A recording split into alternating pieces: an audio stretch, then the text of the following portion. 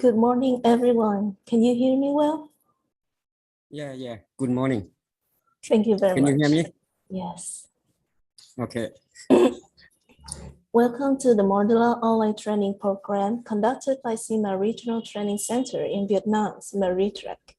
My name is Chiu Liu, Program Officer at the International Development Department of CIMA RETRAC, and I will be the moderator for today's section. Let me start by giving you a brief information about our modular online training program. As part of our mission of assisting CMAL member countries starting in May 2021 and continuing through February of this year, 16 online lectures were presented to about 1,000 participants who are school leaders, managers, administrators, and teachers in the region. In March 2022, we have designed 2 new modules with 4 topics for each module from March to June, namely Teaching and Learning module and Classroom Management module. Each module will cover 4 topics divided into sections.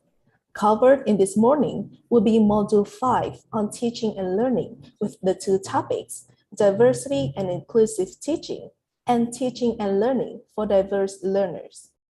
Before we start, I would like to mention a little housekeeping. Our webinar is video recorded, so please watch and listen to the video. The video will be less than 30 minutes. If you have any questions during the video, kindly type them into the chat box. After the video, we will have time for questions and discussions with our trainer, Dr. Anita. About Dr. Anita Capano-Oblina, she obtained her doctorate degree in education planning and management in the Philippines and had been in the field of education and engaged in administrative functions back in the Philippines.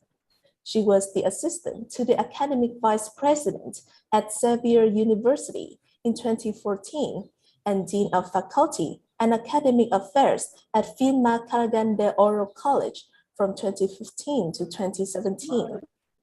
In 2018, she came back to CIMA RETRAC as a senior education specialist and has been working as curriculum developer, instructional materials designer, trainer, researcher, and lecturer.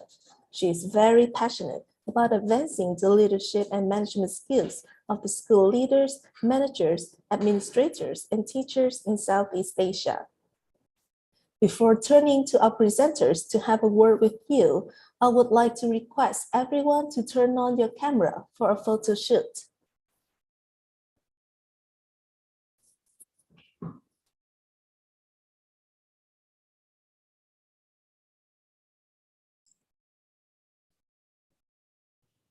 Thank you very much. So we will have 3 shots. For the first shot,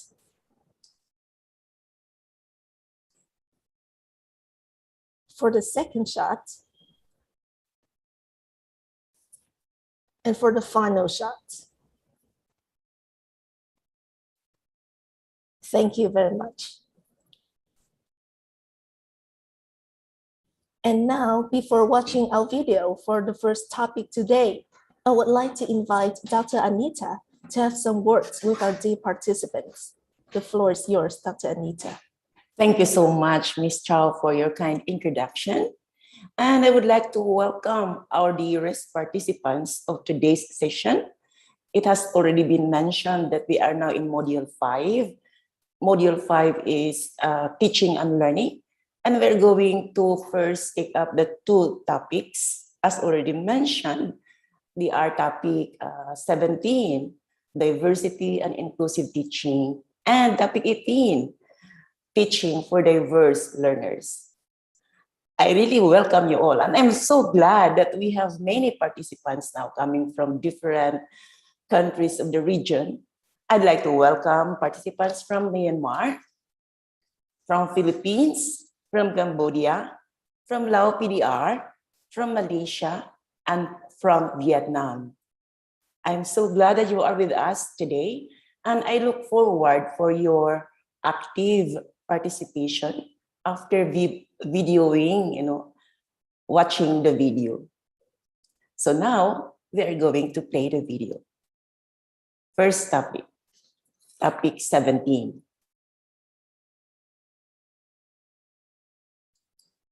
Hi everyone, welcome to Module 5, Teaching and Learning Module. The first two topics of Module 5 include Topic 17, Diversity and Inclusive Teaching, and Topic 18, Teaching and Learning for Diverse Learners. We're going to start with Topic 17, Diversity and Inclusive Teaching, with the following key points. What is diversity and inclusive teaching? What are the principles of inclusive teaching and the teaching strategies for each principle? And what are some barriers to inclusion and how to deal with them? What is diversity and inclusive teaching?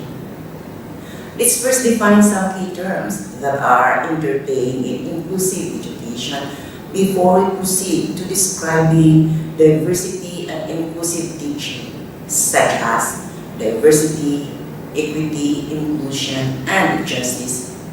They are often used interchangeably. Let's explore their definitions so we have a common understanding. Diversity.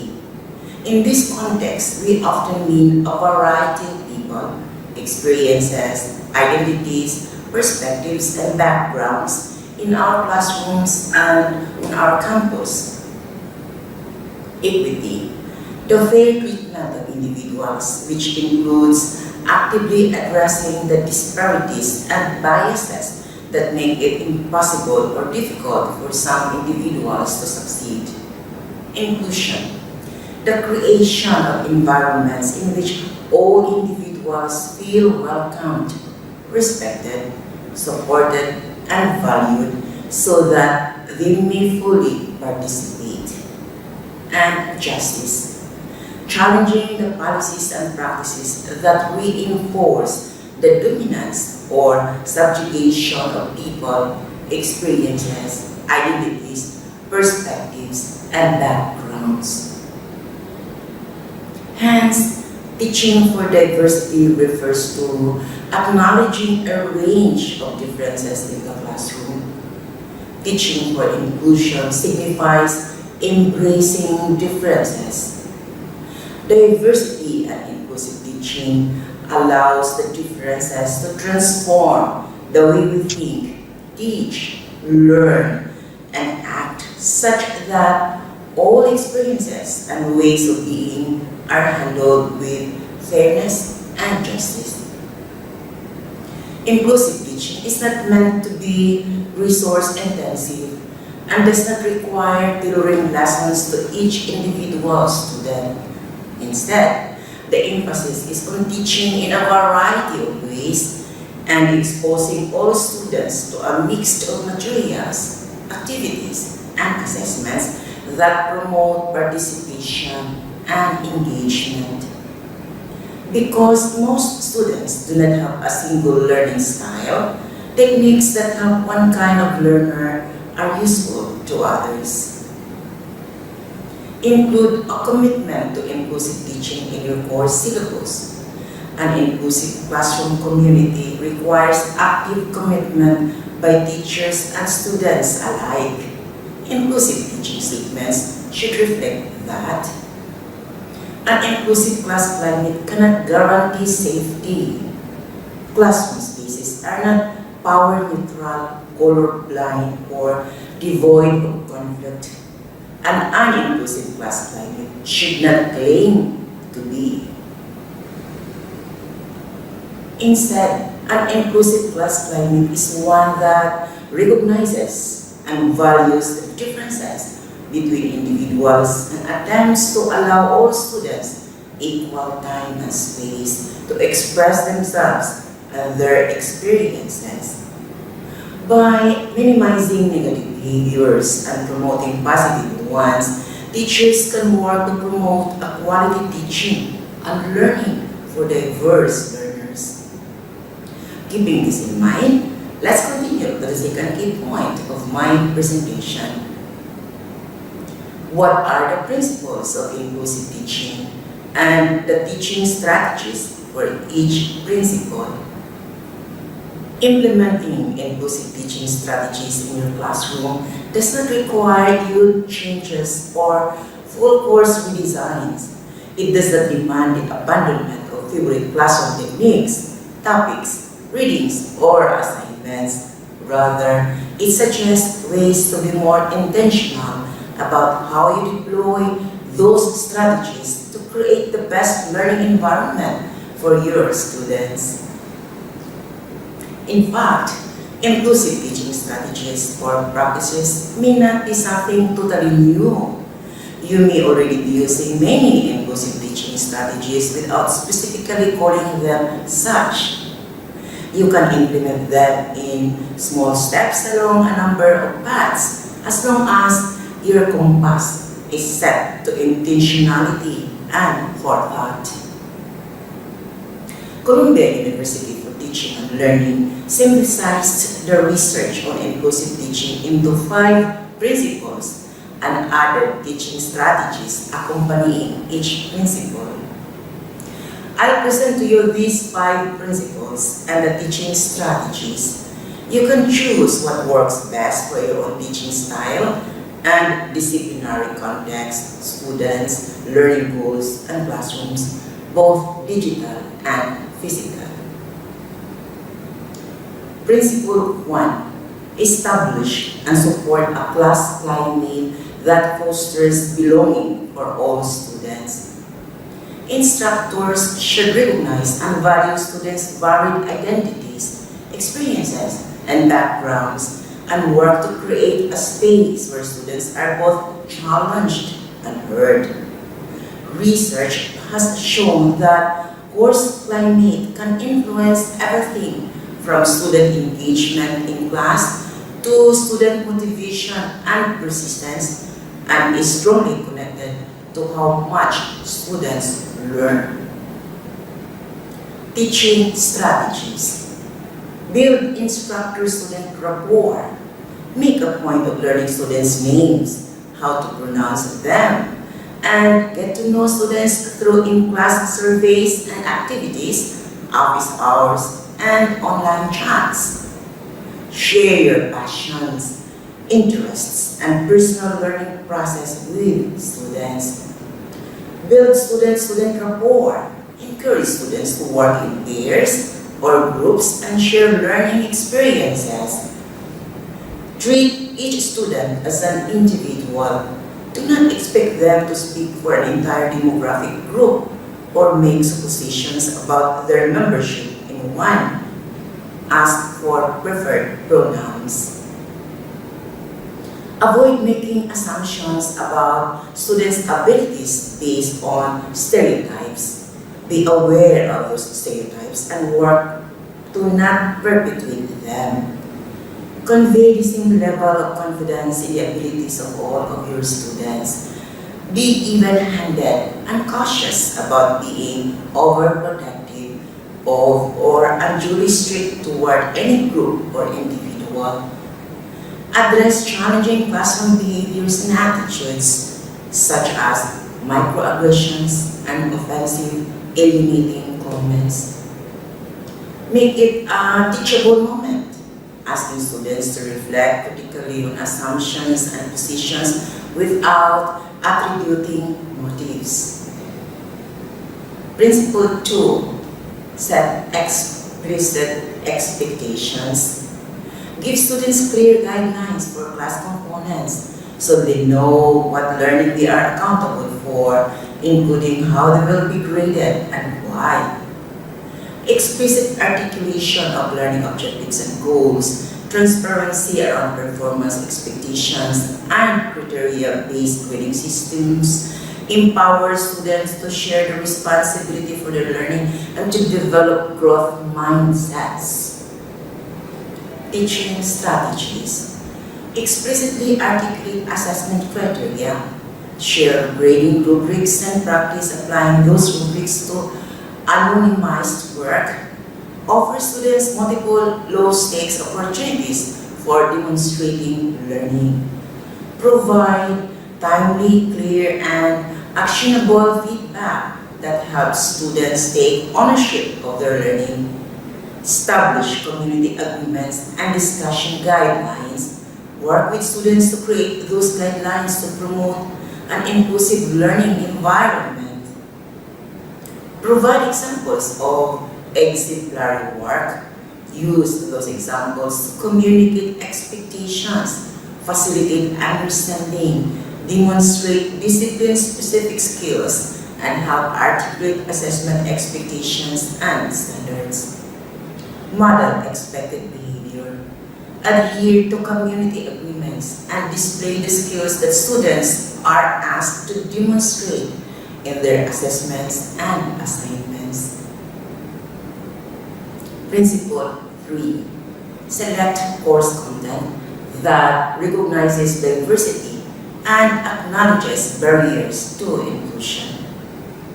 Effective instructors meaningfully consider the role that content plays in creating a learning environment where students see themselves reflected and valued. Content, broadly defined to include metaphors, case studies, project and assignment topics, statistics and data, as well as textbooks and course readings, sends powerful messages to students about their place in the discipline and in the course you teach. Teaching strategies. Select content that engages a diversity of ideas and perspectives. Consider whether some perspectives are systematically underrepresented or absent. Choose content by authors of diverse backgrounds. Discuss contributions made to the field by historically underrepresented groups.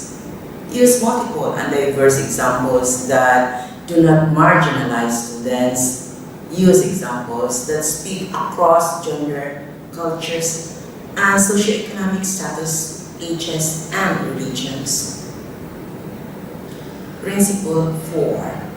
Design all course elements for accessibility. Recognize the diversity of different learners' abilities and experiences and provide multiple ways for them to engage with course materials and express what they have learned. Using universal design for learning approaches to course design and teaching ensures that all students will be able to demonstrate their learning without unnecessary challenges unrelated to the academic content of the course. Such approaches benefit all learners and eliminate the guesswork for instructors when determining whether the learning experiences they are designing will be both cognitively and physically accessible to everyone. Teaching strategies. Provide multiple means of representation and supporting materials, illustrations, glossaries, and others. Use a variety of modalities and adjustable formats. Provide multiple means of action and expression. Offer a range of assessments for students to demonstrate learning and frequent opportunities for feedback and progress. Provide multiple means of engagement. Encourage learner autonomy with choice of topics or assignment formats. Invite students to co-design elements of classroom activities or assignments. And Principle 5. Reflect on your beliefs about teaching to maximize self-awareness and commitment to inclusion. Examine your personal assumptions and views. Inclusive teaching requires that you be intentional and explicit about the strategies you want to use in your teaching. Thus, self-reflection is a necessary step for the planning, preparation, and implementation of those strategies. In order to reflect on one's teaching, instructors should ask themselves the following questions. What are my identities and how do others, my students, perceive me? Take inventory of the way your affiliations and identities, the readily evident ones as well as ones that are less visible, may shape your perceptions and connections with others, or their perceptions and connections with you? What are my implicit or explicit biases? Do I propagate, neutralize, or challenge stereotypes in my class? Take an honest inventory of your own conscious and unconscious biases and strive to create an explicitly centralizing classroom climate. How do I handle challenges in the classroom? Build your awareness of student behaviors, tardiness, lack of preparation, indifference that trigger strong emotions for you, and strategize how to maintain your equilibrium. How might the ways I set up classroom spaces and activities foster inclusion or disinclusion? Be attentive to your own space in the classroom, where you stand and sit, for example, and vary your class activities to offer opportunities for students to participate in large group, paired, small group, and individual work. While all 5 principles are essential to cultivating an inclusive teaching practice, you do not need to use every teaching strategy to get to inclusive teaching. Teachers should adapt the strategies that work best to advance diversity, equity, inclusion, and belonging in their distinct teaching contexts.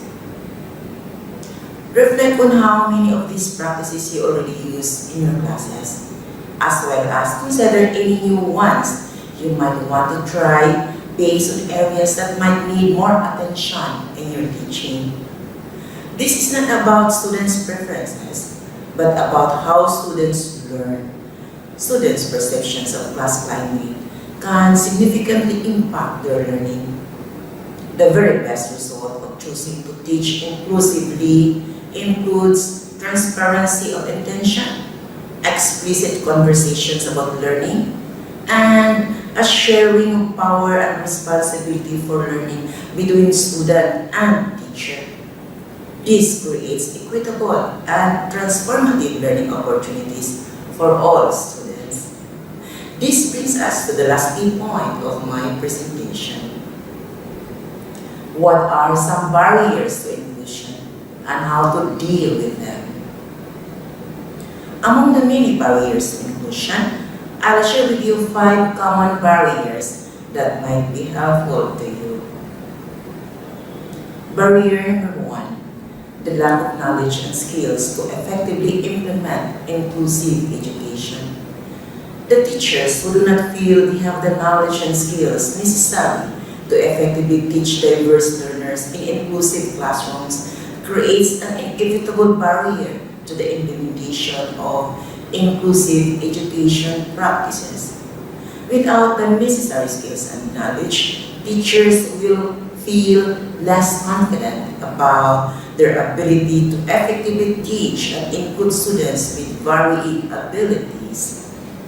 National standards for teacher training can vary considerably between countries and are often inadequate. Teacher training for regular teachers also rarely prepares teachers for working in diverse classrooms, and in particular does not equip them with the confidence, knowledge, and skills to effectively support learners with disabilities. How to deal with it? Give teachers appropriate initial training, ongoing training, and professional development, and an ongoing access to adequate, high-quality support and advice from specialist personnel on diverse and inclusive teaching. Barrier number 2, the lack of adequate opportunity and time for good collaboration, planning, and preparation. Collaboration and the use of collaborative teams are important best practices for inclusive teaching. This requires both the time and opportunity to bring people together to discuss issues relevant to inclusive education practices, either school-wide issues or those that relate to the successful education in particular students. Collaboration provides for opportunities for brainstorming ideas and solutions. It also allows teachers and others to feel supported as they work through the sometimes difficult challenges that stem from the need and desire to implement effective inclusive practices.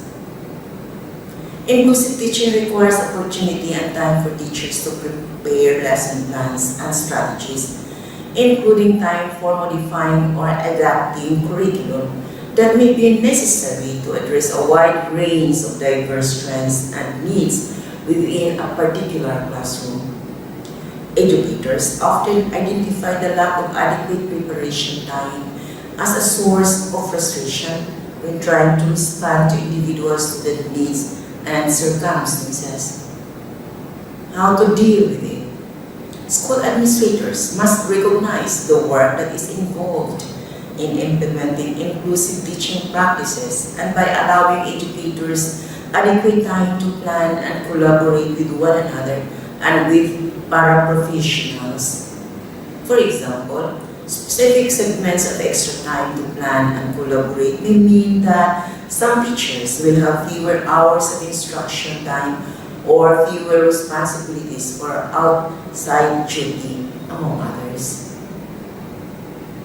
Barrier number 3, ensuring that classrooms are an appropriate size and are heterogeneous.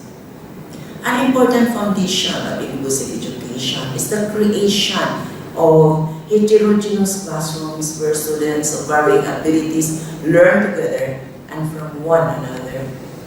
These heterogeneous classrooms reflect the broad range of diversity that exists within the student population. This barrier happens if there is a lack of teaching resources. How to deal with it? Increase the teaching capacity in schools and classrooms.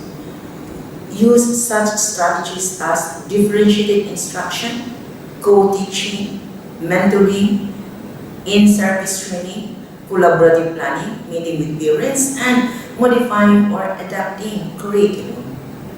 This will be beneficial for our students and particularly for those who have their own educational plan.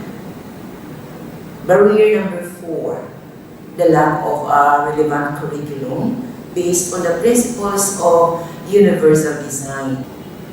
Teachers feel obliged to deliver a standard curriculum in a given grade or subject. The focus on curriculum area content sometimes leaves certain students, including those with exceptionalities, without a meaningful link to the curriculum.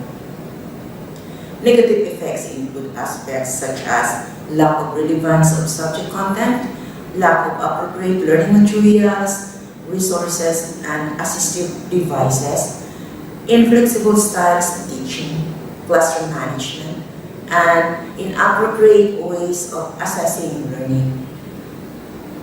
How to deal with it? Use differentiated instruction to tailor the curriculum as well as teaching strategies to ensure that students can learn to their own potential and level of understanding. Support learning and bring quality to classroom using visual material in the form of pictures and or real objects to make the concept easy to understand and very clear. Use experiments to make students learn easily. Use peer tutoring, the mutual help and exchange of opinion and ideas among the students. The students will teach themselves. Teacher observes frequently and evaluates and tells them where to end of the lesson at hand. And barrier number 5, the lack of adequate support, parents, families to be true partners in inclusive education. Parents and families are important partners in the education system. The need for a true partnership with families is even more so when students face academic and other challenges. Inclusive education requires the active involvement of parents and families in education planning and the implementation of education objectives. Too often, however, families may feel that they are not equal partners in this process. They also may feel ill-equipped to participate in education planning activities. How to deal with it? The participation of the parents is very much required in inclusive education. They provide information on the child's strengths and weaknesses at home, background information on the child's history and development, and information on any family factors that may affect the child's learning. Discuss and determine concrete ways of supporting family involvement in school. Keep the parent-school partnership strong. I have just presented the key ideas I wanted to tell you about diversity and inclusive teaching. I would like to close my presentation with a few thoughts. We hear a lot of instructors voice fear and nervousness when they start actively trying to create more inclusive and equitable learning spaces within the domain of inclusive education. It's helpful to acknowledge that this is an evolving practice and this means we're all getting to make mistakes. We encourage you to be willing to completely learn, be willing to learn from your students, and be willing to acknowledge your missteps and impacts. We are all at different places in learning and inclusive teaching practices and approaches. Acknowledge what you still need to learn and be ready to push your comfort zone. Thank you for your participation.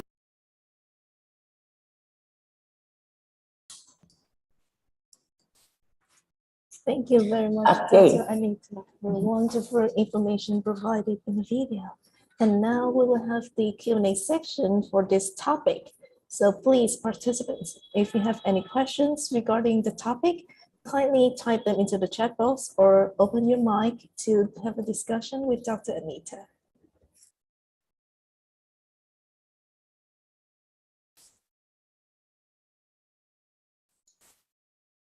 Okay, so again, I encourage you to share your thoughts and your insights about the topic.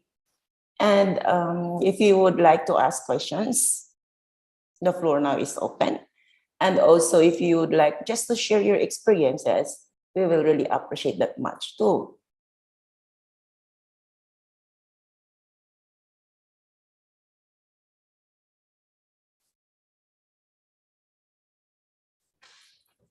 So before our participants have their questions, do you have any more inputs that you want to share regarding the video? Okay, so perhaps while waiting for their thoughts to, capture and put that in writing, I just would like to share with you about this presentation. I guess inclusive education is really very hot topic. It's quite, I would say, a challenging topic in education today. And it is because inclusive education is also really kind of, it's a compulsory, I would say. Why? Because the UNESCO, if you remember, UNESCO is having this SD, Sustainable Goal Development, EGD, and one of that is quality education. And along with the quality education, it was really pointing out about inclusive education. So inclusive education is really a challenge, especially in Southeast Asian countries. And in my presentation, I just mentioned that when we speak of inclusive education, we are aiming at accommodating all kinds of learners. That in the school, for example, we don't have this admission exam anymore. We accept all students from different backgrounds and different level of competencies, whatever, and then come to the school, get education. That is inclusive education. So there is no discrimination. On the other hand, inclusive education is also kind of entailing, the diverse learners. So there are different kinds of learners coming to class. That is why in an inclusive education, heterogeneous classroom is recommended, where all students from varying abilities and different backgrounds come together and learn. So they are as well sharing their own experiences and learning from each other and with the teacher. It's inclusive education. But inclusive education is not attained without equitable education, without equity. You see. So when we speak of equity, as I also mentioned here, we are referring to the fairness of treatment to our students, fairness and justice to our students. That is why in the equity principle, we are going to address the need of our individual student. We are responsible of inviting them to come together regardless of their backgrounds and learning capacities or abilities.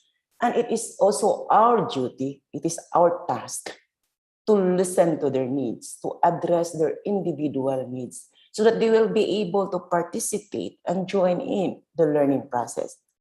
They will not be left behind. So we have this inclusive equity education. On the other hand, we also are not limiting to inclusivity and equity, but we are as well giving them quality education. So when we speak now of quality education, we are giving them the best in the education. So I think one very important factor of quality education, aside from the school facilities and resources, will be the teachers. So here we are, teachers, we're trying to improve and enhance our ways of teaching. We are trying to improve and enhance our knowledge and skills to be able to give the best of us to our students. So that's just an idea about the inclusive, equity, quality education. Then we go back to the idea of inclusion. And I already mentioned to you, I shared with you in my presentation, the 5 principles of inclusive teaching. And I also mentioned there that I know some of you or most of you are already using these, principles accompanying the different strategies.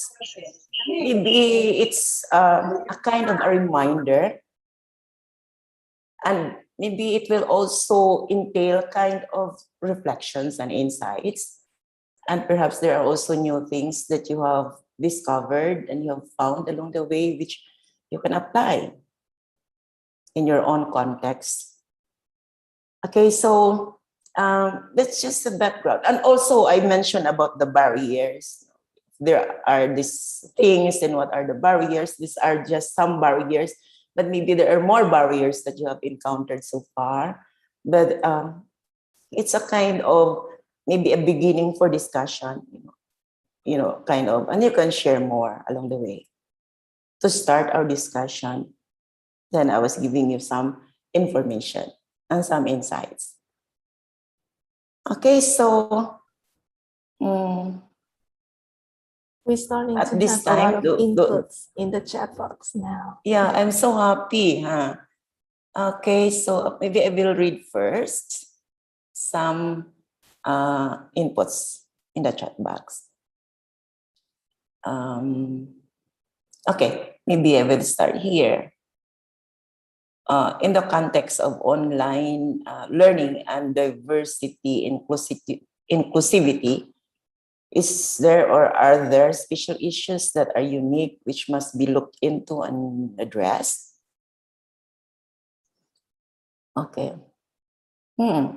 This is another concept here, because you're talking about online learning, like remote teaching, and what are the issues that are happening in terms of inclusion and diversity.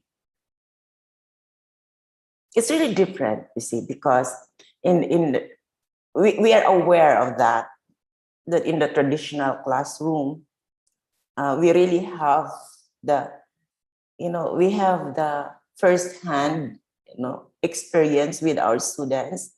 We observe the details and we can talk to them right away in the manner that they understand. We can observe their reactions and address right away. And we can as well identify their needs right away. They're in the traditional classroom. But it's quite different in virtual, where students were at distance, and you and I know that difference. But the question is, what are some special issues that might be addressed in the online learning? I think the glaring issue there is that when the student remains quiet throughout the session, and we can observe students are silent and not participating throughout the session. That can be one very glaring, indicator that something is wrong, that there may be a problem, especially if it is a series of sessions, like 2 sessions. So what I'm trying to point out here is that in the online learning, we are more observant. We are keen to the students we are dealing with. We know whether they are participating and what might be the reason, or they're happy, they're sad. And that's so far, in the visual, in the virtual contact with the students. And another thing will be the assignment. We make assignments or projects, and they are not that cooperative. We are keen to that. There might be reason. This is now what we call equity then. We are going to show care to our students. We are going to treat them fairly. We don't just leave them. I know we don't do that. Okay. And how to address this? It's quite challenging, because when we are handling classes online, we cannot sacrifice the time that we have because we are following the curriculum and we're only given this number of minutes to have the class. And certainly we cannot do that just to extend, knowing our students and addressing these needs. I would rather suggest that you have a special time with your students outside the class. This is now the extra efforts in terms of the teacher. If you have that time, you can chat. I guess we have many apps that we can use to connect to our students. We have Viber, we have Skype, we have Hangouts, we have what other apps we have in Vietnam? We have Zalo, and there are different apps we can use to really reach out our students and to know where they are. That's I think we can do in remote learning, rather than just leave them and then say, well, I have just given my part and that's all. I believe we are not that kind of teachers. And I hope others, by the way, if other participants would like to join, I invite you from your experience and how maybe you have one way or another, way of dealing this problem, then you can share with us.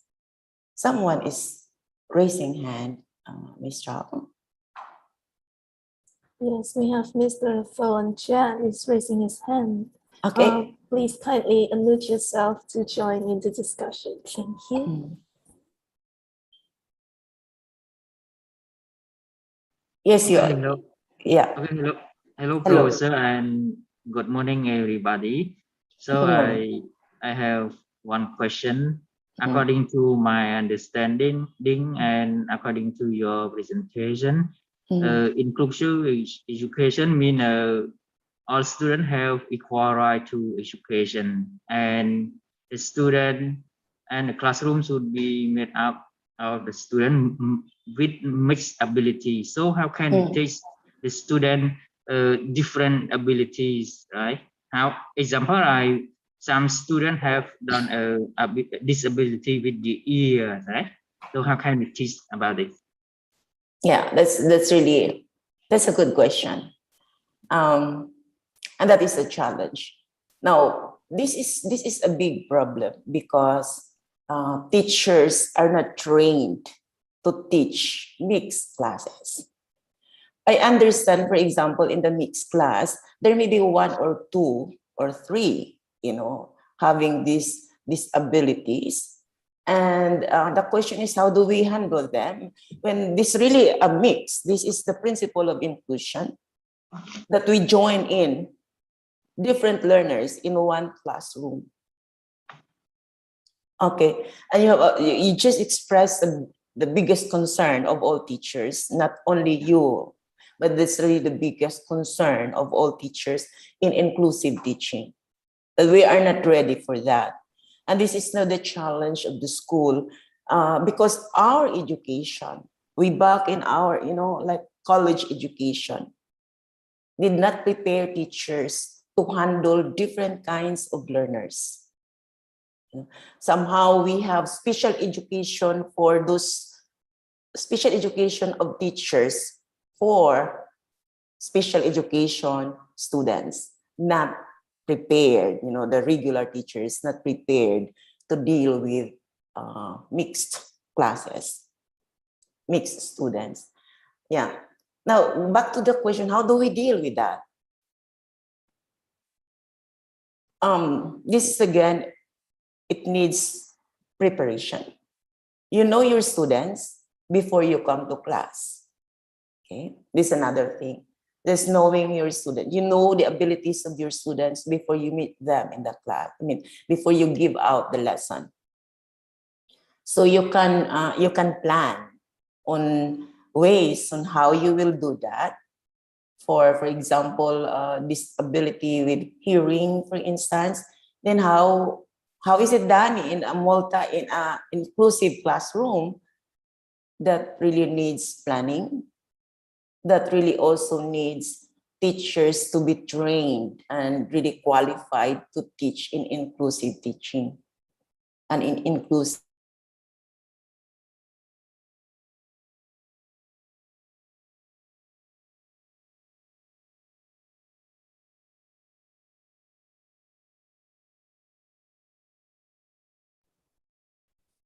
Yes, I believe that there are some connection problems from Dr. Anita's end. So please kindly wait for a few minutes for her to solve the problem. Thank you very much.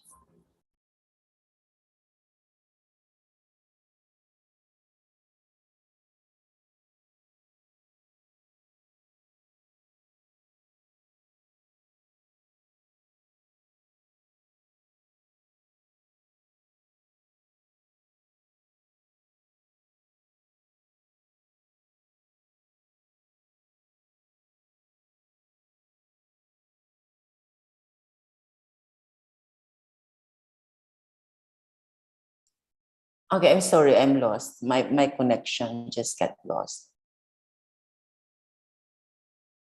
Okay, yes, we can so hear you now. Yes. yeah, and as I had mentioned earlier, it really needs a big preparation on the part of the teacher to plan out. But we are aware that we are giving our best to our students. And I have given you the different principles of inclusive teaching, and I hope they help. Yes. Thank you so much for that question. Okay, thank you, Rosa. But I think when we focus on when we mix the disability student in the class, and so I think it is very difficult for the teachers, because when sometimes we focus on the disability students, so the other student will be yes. Left behind. Understand. I And understand. also our lesson do not finish at the same do not finish according to the curriculum, right? I think it is slowly about that. So how can we do that about? And Yeah. okay, please, Rosa, please. Okay, I would like to share my thoughts about that based on reading. There are some schools like in kind of Western countries, they really have the program. There's an inclusive teaching program where they design the materials, they design the curriculum, they design the teaching strategies and the assessments, of the particular class using the principle of universal design. You see, the universal design now is a design that is addressing to the diverse learners in one class. Again, a teacher who is not trained and who have these materials and resources to teach in the inclusive classroom could not do it, could find difficulty. They don't feel confident to teach inclusive classroom where teachers from diverse abilities and backgrounds come together. It really takes time and preparation, not only for the school, for the teachers, but the school itself will give really time to prepare that curriculum, that teaching, that assessment using inclusive education and inclusive teaching. So I see your point, because if there is no particular design and structure of the curriculum, the teaching strategies, and the assessments, inclusive education, inclusive teaching is a failure. But what I am interested to share with you this today, because I just would like to let us know the reality of inclusive education. And maybe there are also experiences you have out there who are dealing with these problems, and you practice this, like you have inclusive heterogeneous class, and you might have some problems. So I have mentioned to you about these principles and the barriers. But again, it is a big preparation on the part of the school if really we would like inclusive teaching and inclusive education successful and meaningful. Okay, I think I have shared with you my thoughts. Okay, thank you, Rosa.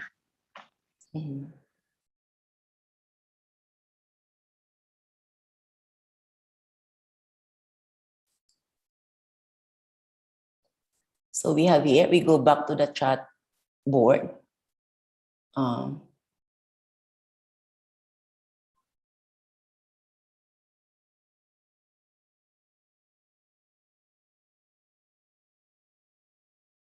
Okay, so we have here, okay, so we have from Myanmar, thank you for coming. Now, and this is from Trong Nguyen. And when? Can you kindly give an example of a time you applied inclusive teaching? What did you learn from it? Okay, it's a very good question, Ms. Trong.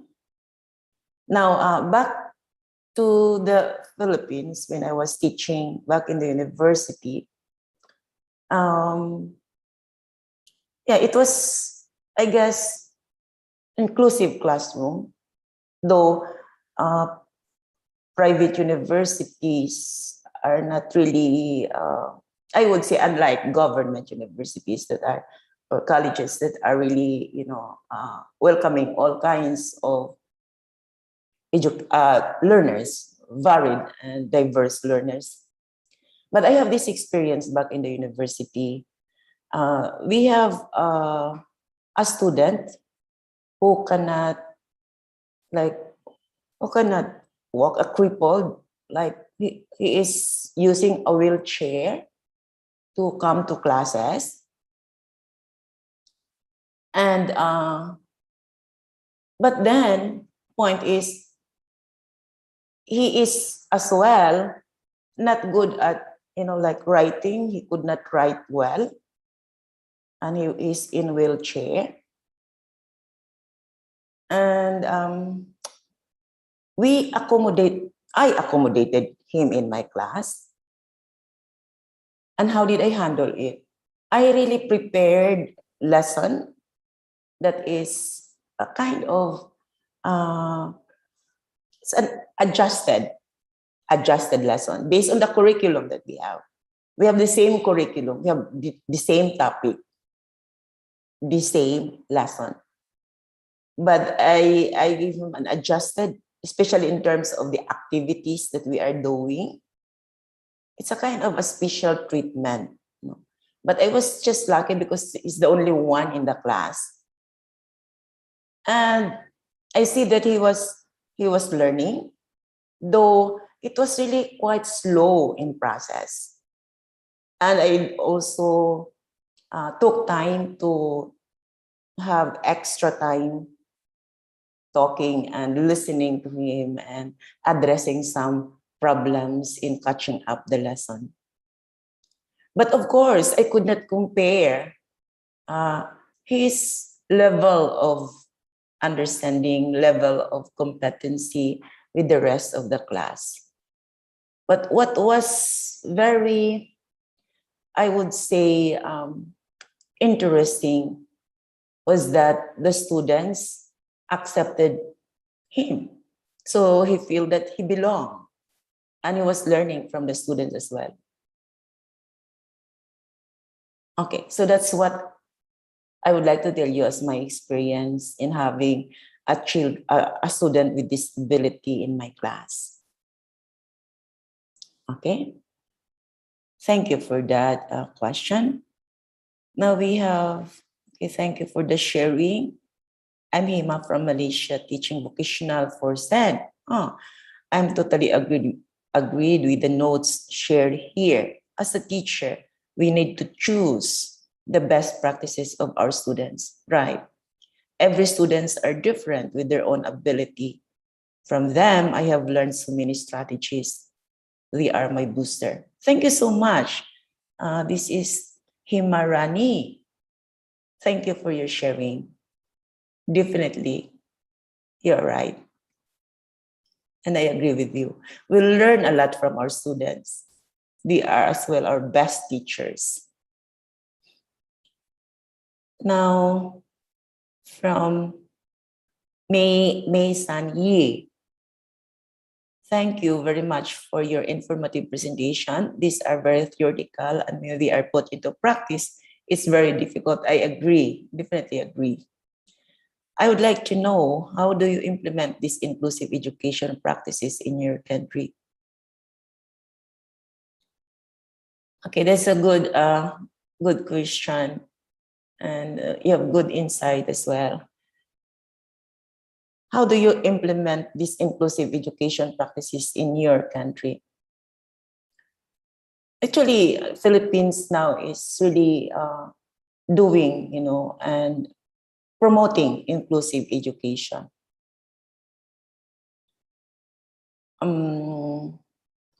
We are trying now to put our students in one class, like in a heterogeneous class.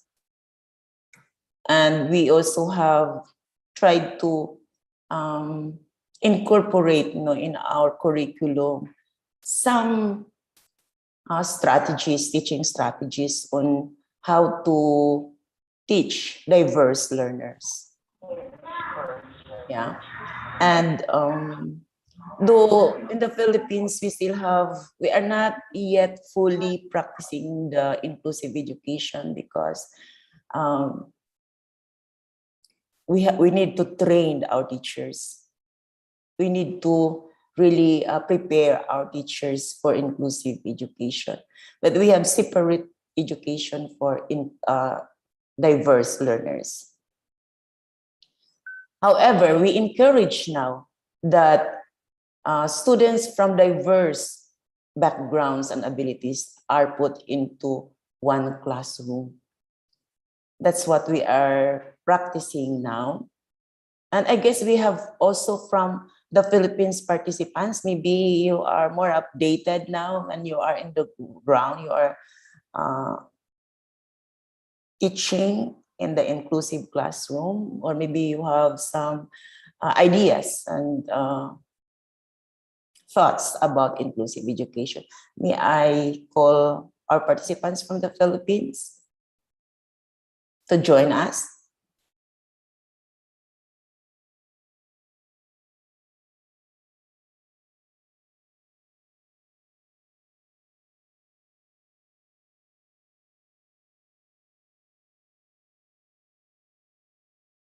I wonder if our alternative learning system is using inclusive education. Yes, we're having Miss Maria raising her hand. Okay, Miss Maria, thank you so much. And now you are much welcome. The Hi. floor is yours. Good morning, Dr. Oblina. Thank you for that opportunity. I'm also from the Philippines. In addition to, because Dr. Oblina requested someone from the Philippines to share. Yes, yes. Okay. My experience is more on higher education institutions, university level. Yeah. So I'm more familiar with that. As for the HEIs or universities and colleges, there is a continuous, I agree with Dr. Blina, there is a continuous campaign along with trainings for teachers to be oriented on the value and value of inclusive education to the learners. And obviously, the trainings emphasize the need for teachers to be really trained. But honestly, it takes time. It takes time. Not to mention the COVID-19 pandemic, the challenges it presented. So obviously, there are some redirections in the processes because we have to address first the immediate concern to continue learning given that there is the pandemic. So, but then again, I think there's a continuous campaign for that. Only that it takes time. It takes time for, especially for teachers to learn. The ideas are there, but especially, for instance, for me, I've been teaching for more than 2 decades. I keep on learning. I try. That's why I'm attending CMEO track, because I know that maybe these ideas I have not yet inculcated in my practice. I still have to learn. And I agree with the suggestion, with the presentation of Dr. Oblina, that there must be reflection, because regardless of the number of trainings that we have attended, but if we don't reflect on who we are as teachers or on how we do about our teaching processes, our methods and techniques, then nothing will happen. Everything will just be plain information. So I totally agree with Dr. Oblina on that. And so far, that's only I can share about the Philippines in higher education institutions based on my experience. Thank you. Okay. Thank you so much. Thank you for your thoughts. Well appreciated. That's true. I was also in the higher education. I was not in the basic education. So I know that this is quite challenging, really. And as mentioned, also we are still now preparing and training our teachers to be really able, to give quality education to inclusive education. Okay, so I hope we have shared our thoughts to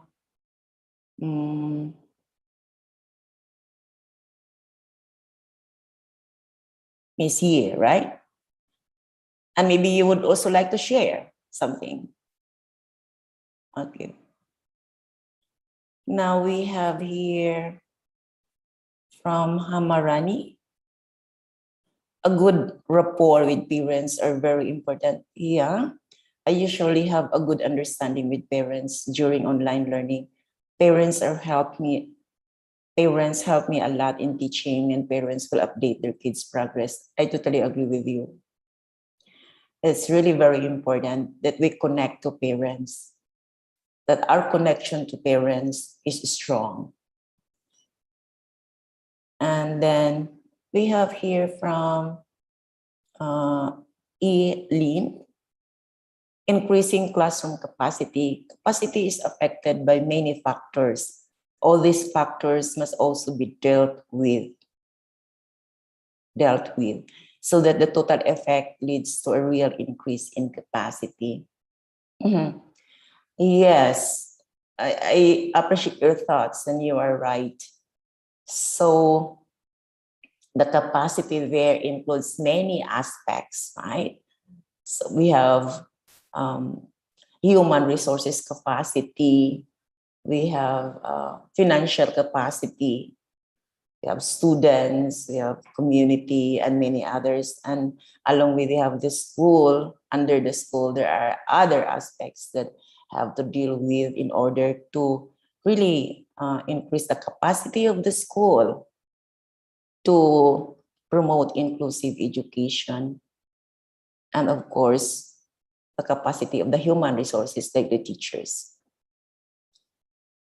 And we have here from GBM Simio-san, are the principles and barriers related to the internal and external policies? Definitely, I would say yes. So we know that the internal policies, the policies within the school, and there are also external policies that would affect, to inclusive education. Policies and the principles and barriers. Thank you. Now it seems that we have someone, Miss Chow, raising hand.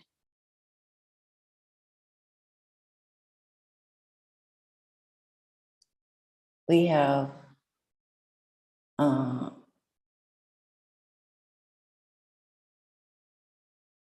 Dominic, I guess. Yeah, You can hello. now- Good yes. morning, Dr. Anita. Good morning, Good everyone. morning.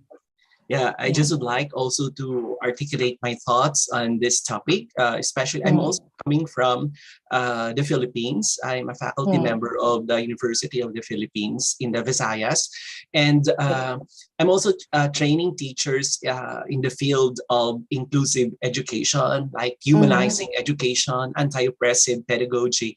I would like to share that the Department of Education, we have so many department orders and memoranda to strengthen the implementation of the inclusive education in the Philippines. Like, I believe there is the DepEd order in 2009 about implementation of inclusive education. And you are right, Dr. Anita, that the training is even up to the moment, I think it's a continuous training of teachers, because sometimes there's a gap between the teacher education institution and the practice, the pre-service and the in-service. And the inclusive education, I think not only in Asia, but in the world, is a very important topic because of the framework called DIGE, like diversity, equity, inclusivity, and justice. Everything should be anchored on social justice if really want the practice to become relevant and meaningful to our teachers on the ground. Because if we embrace inclusivity and principals involved. It's very important, I think, that in the Department of Education and even in the teaching of college students, like somebody mentioned about iPad, localization, contextualization, the madrasa education system. We also have in the region, Southeast Asia, the mother tongue, MTB MLE, we have that in the Philippines. And also the very famous SPED education is under inclusive education. And all of these things can even be captured, the embeddedness with our peace education. So that's how important the inclusive education framework, Dr. Anita. I totally agree, because it cuts across all relevant and major revolutions in education. Thank you. Thank you so much for your thoughts. Well appreciated. Thank you. So we see inclusive education is not only in Southeast Asia, it's really the world, topic to challenge all countries all over the world to implement inclusive education. Okay.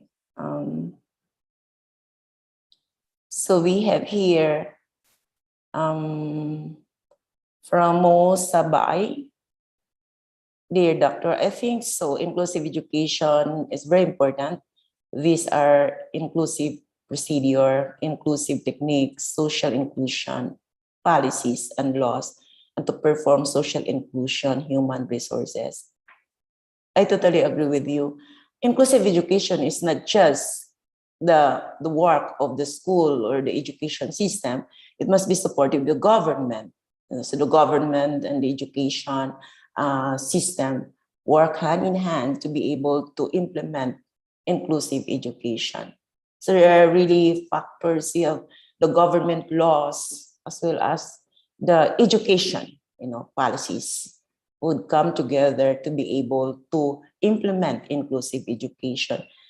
And that diverse learners from different backgrounds and capacities would come together in one class and share and learn from each other, and they feel accepted.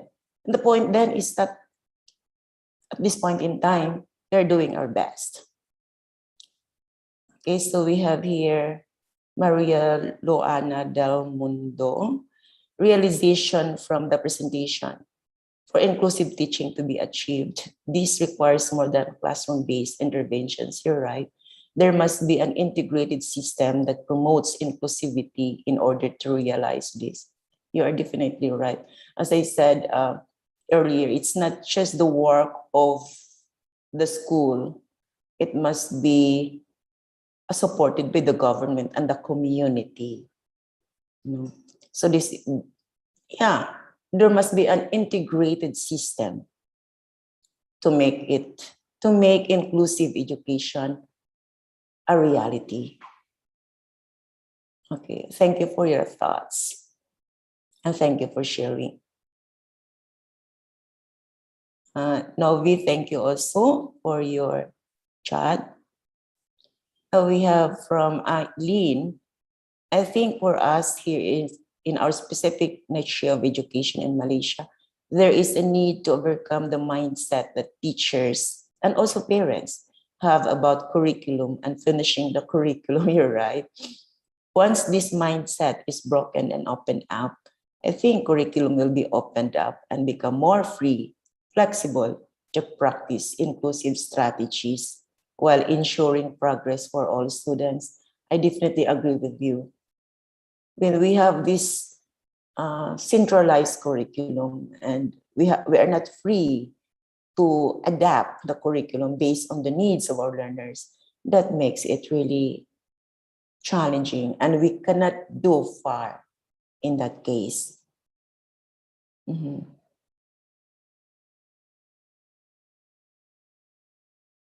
Okay, welcome, Chen. I'm happy that you have appreciated the presentation.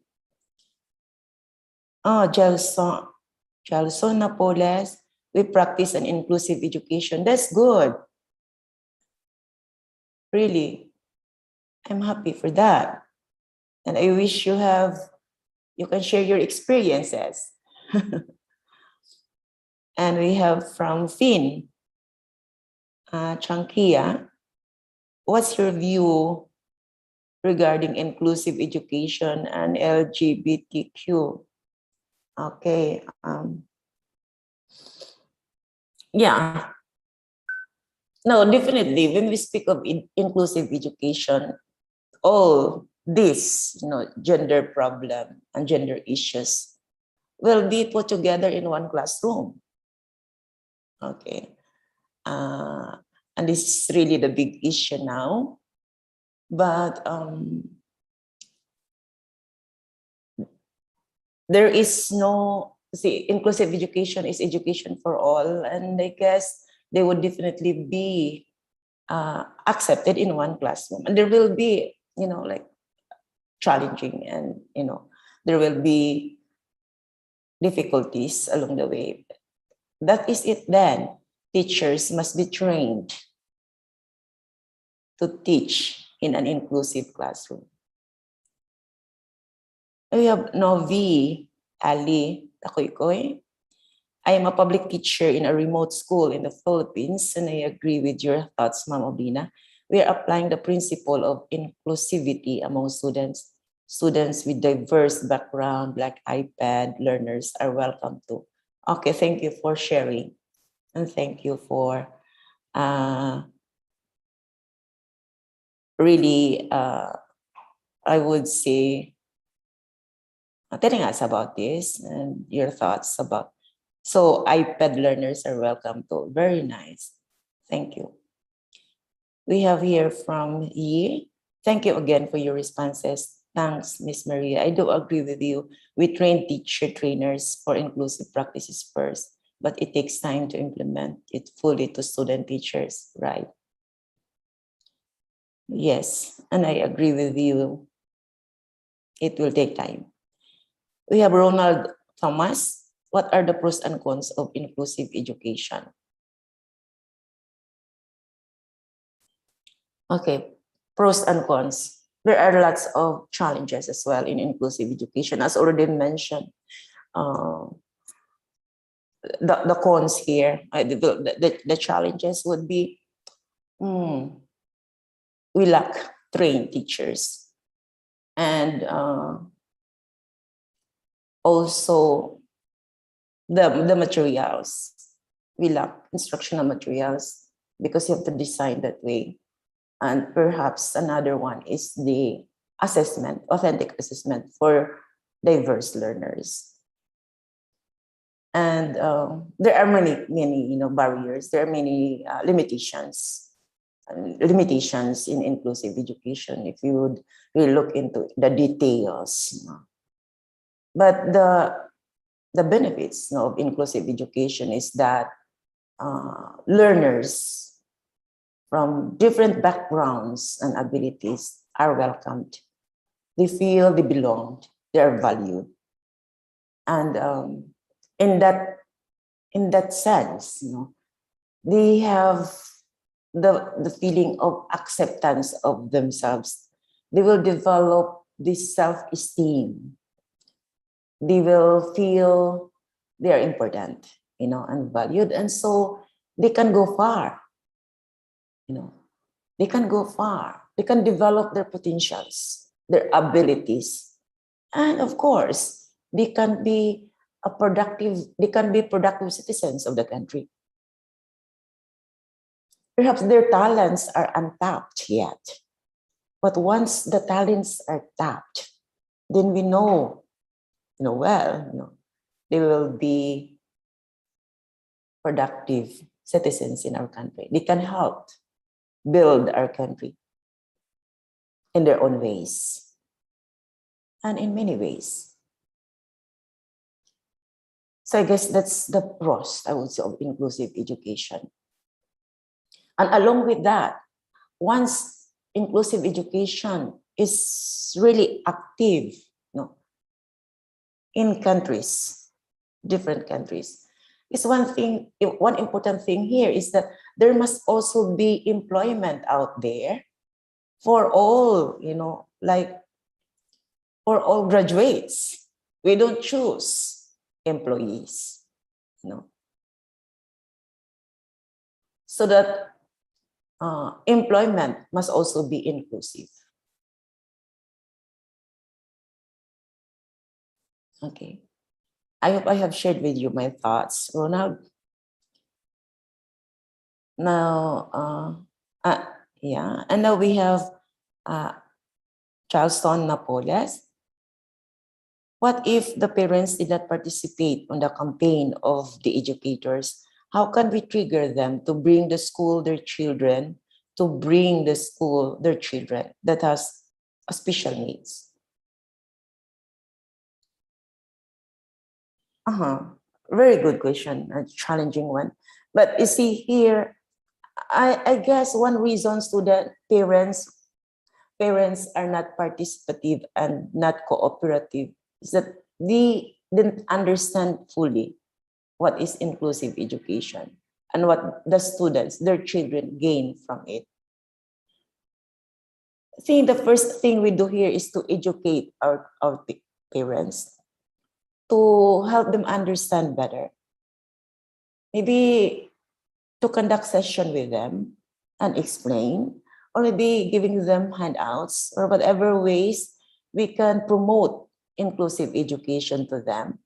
And only when they understand the purpose of the school, that they would be very interested and enthusiastic to send their students, their children to school. So that's just what came to my mind. That is why I mentioned in my presentation that there must be a strong connection. Keep your school-parent relationship strong and constant, and give them the education they need, because we understand their level. We understand where they are from. They need us to appreciate what we are doing in our school. Okay, thank you for that question, Mr. Napoles. Now we have here from Dominique. Okay.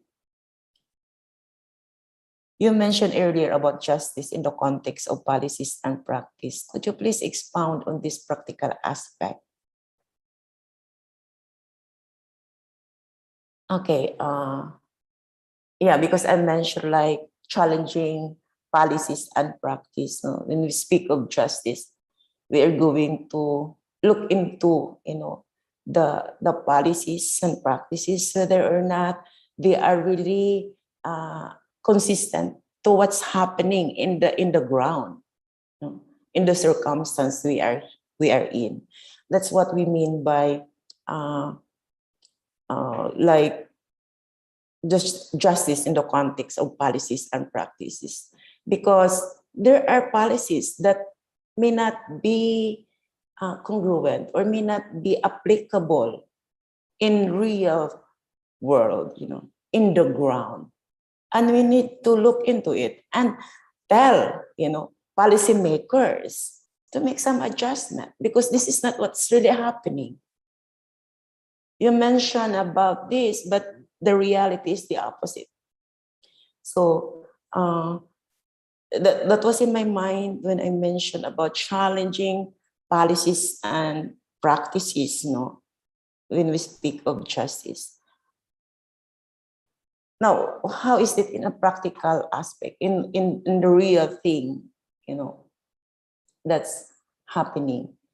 When the policy, for example, would say that accept diverse learners, like this is the principle of inclusion. Now, but then the actual, what's happening there in the classroom is that teachers are not trained to teach in a heterogeneous group of students with mixed abilities. So that is not what's really, so here you can, you can question the policy. What's the first thing to do? train the teachers, give them resources, allow them to, like there must be a consultation to experts on inclusive education and many more. And there are more things, yes, that we can look into. So that's what I have in mind, just to mention one. Okay, I hope, Dominic, I have given you my thought. And if you have something more, you can also join. But thank you for that. Thank you so much. Now we have from Kind. In Kind, inclusive education is the education for all. And so in order to give the best inclusive education for learners, guidance and counseling is essential thing that teachers and educators need to use. Yeah. Mhm.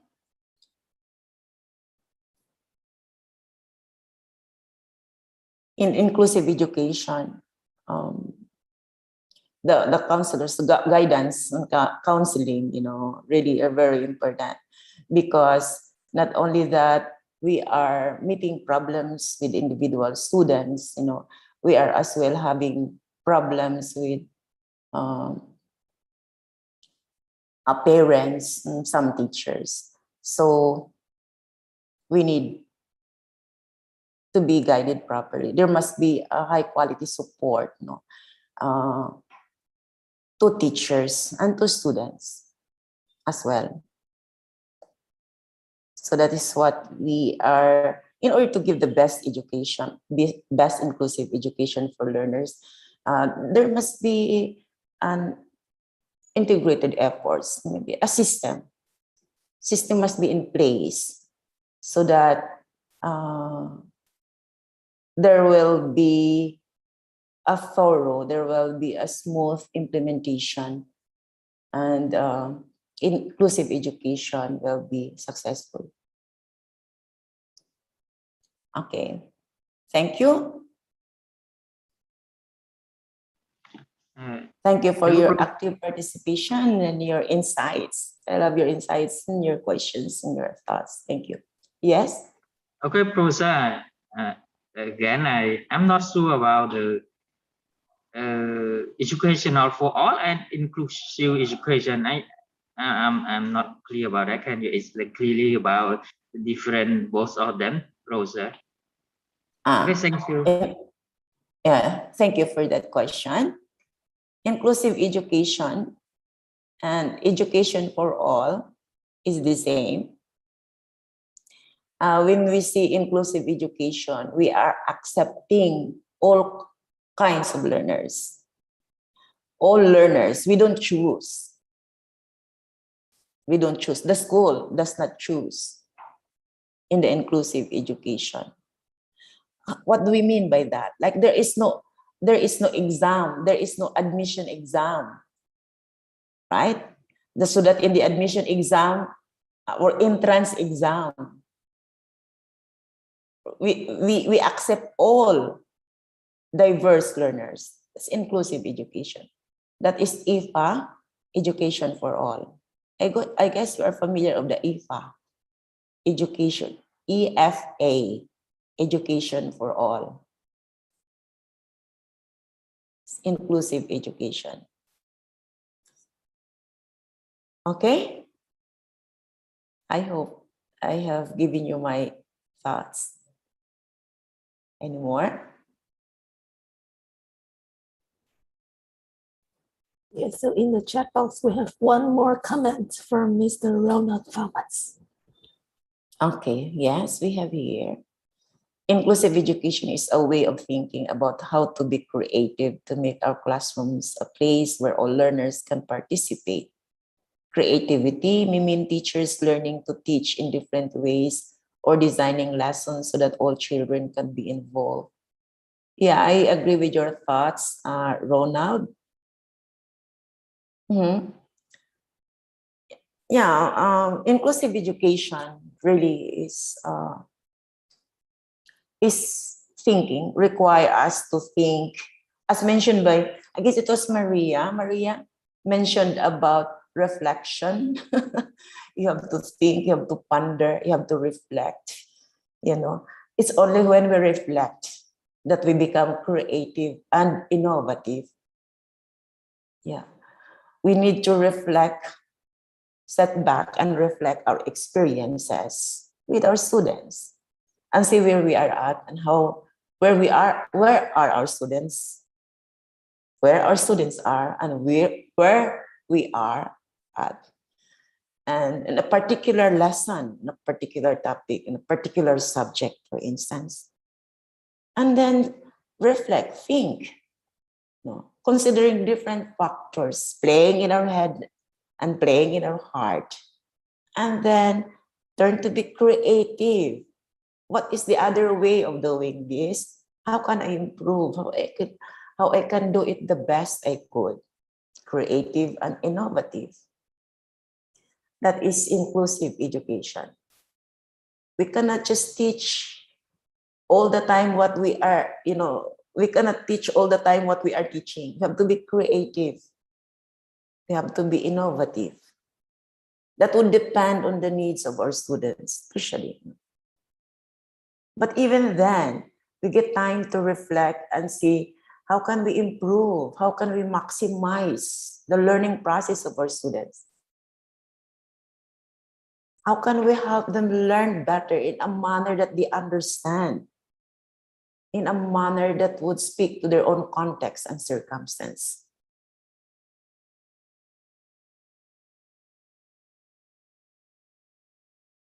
And definitely agree.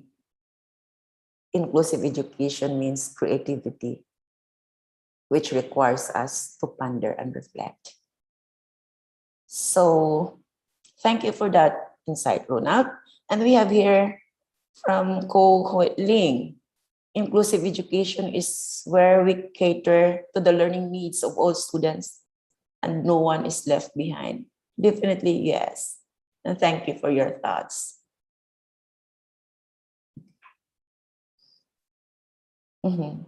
So,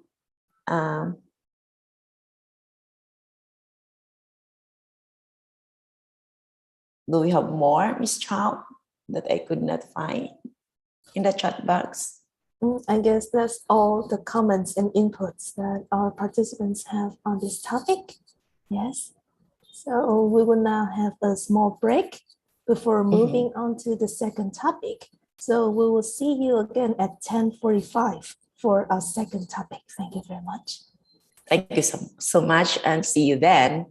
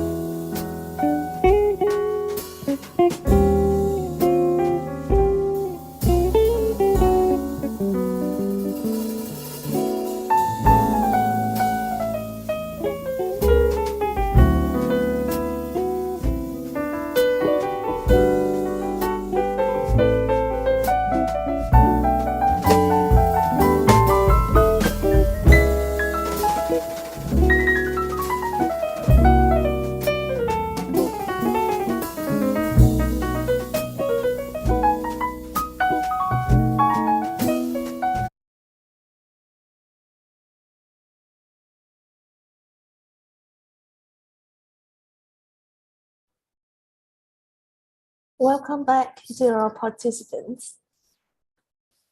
We will now watch the second video on our second topic of teaching and learning for diverse learners.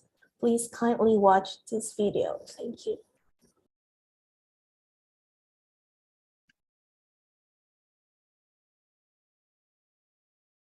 Hi everyone, welcome back. As I said earlier, the second topic in today's session is topic 18, teaching and learning for diverse learners, which includes 3 key points as follows. What is teaching and learning for diverse learners? What are some effective teaching practices that accommodate diverse learners? And how can the challenges of teaching diverse learners be minimized? What is teaching and learning for diverse learners? Teaching and learning for diverse learners means knowing your students. Learners come in many forms. Each individual you teach in your career will have a different set of interests, strengths, and goals, regardless of age, ability, or subject. Identifying the types of learner in your classroom and planning activities that have elements that will appeal to them is a great place to start when developing your lesson plans for a mixed ability class or diverse learners. We all have preferred learning styles that help us to engage with content and retain information. An individual's learning style is the naturally favored way of taking on and retaining information. People then have a choice as to which type of learner they are. That's dictated by the size and makeup of their brain tissue. If teachers are able to recognize and identify students with different learning styles in their class, teaching can be tailored to be as impactful as possible. Research shows 3 main ways in which people learn. They are visual, auditory, and kinesthetic learning. Let's describe these types of learners and the teaching strategies appropriate for each type of learners. Visual learners. Visual learners work better in a quiet room without distractions. They can take longer to recall information as they replay scenarios in their head. Visual learners see better than they hear. Their attention span for listening to speakers or auditory stimuli might be shorter than watching a film, for example. Visual learners may find explaining the process of how they got a result more difficult.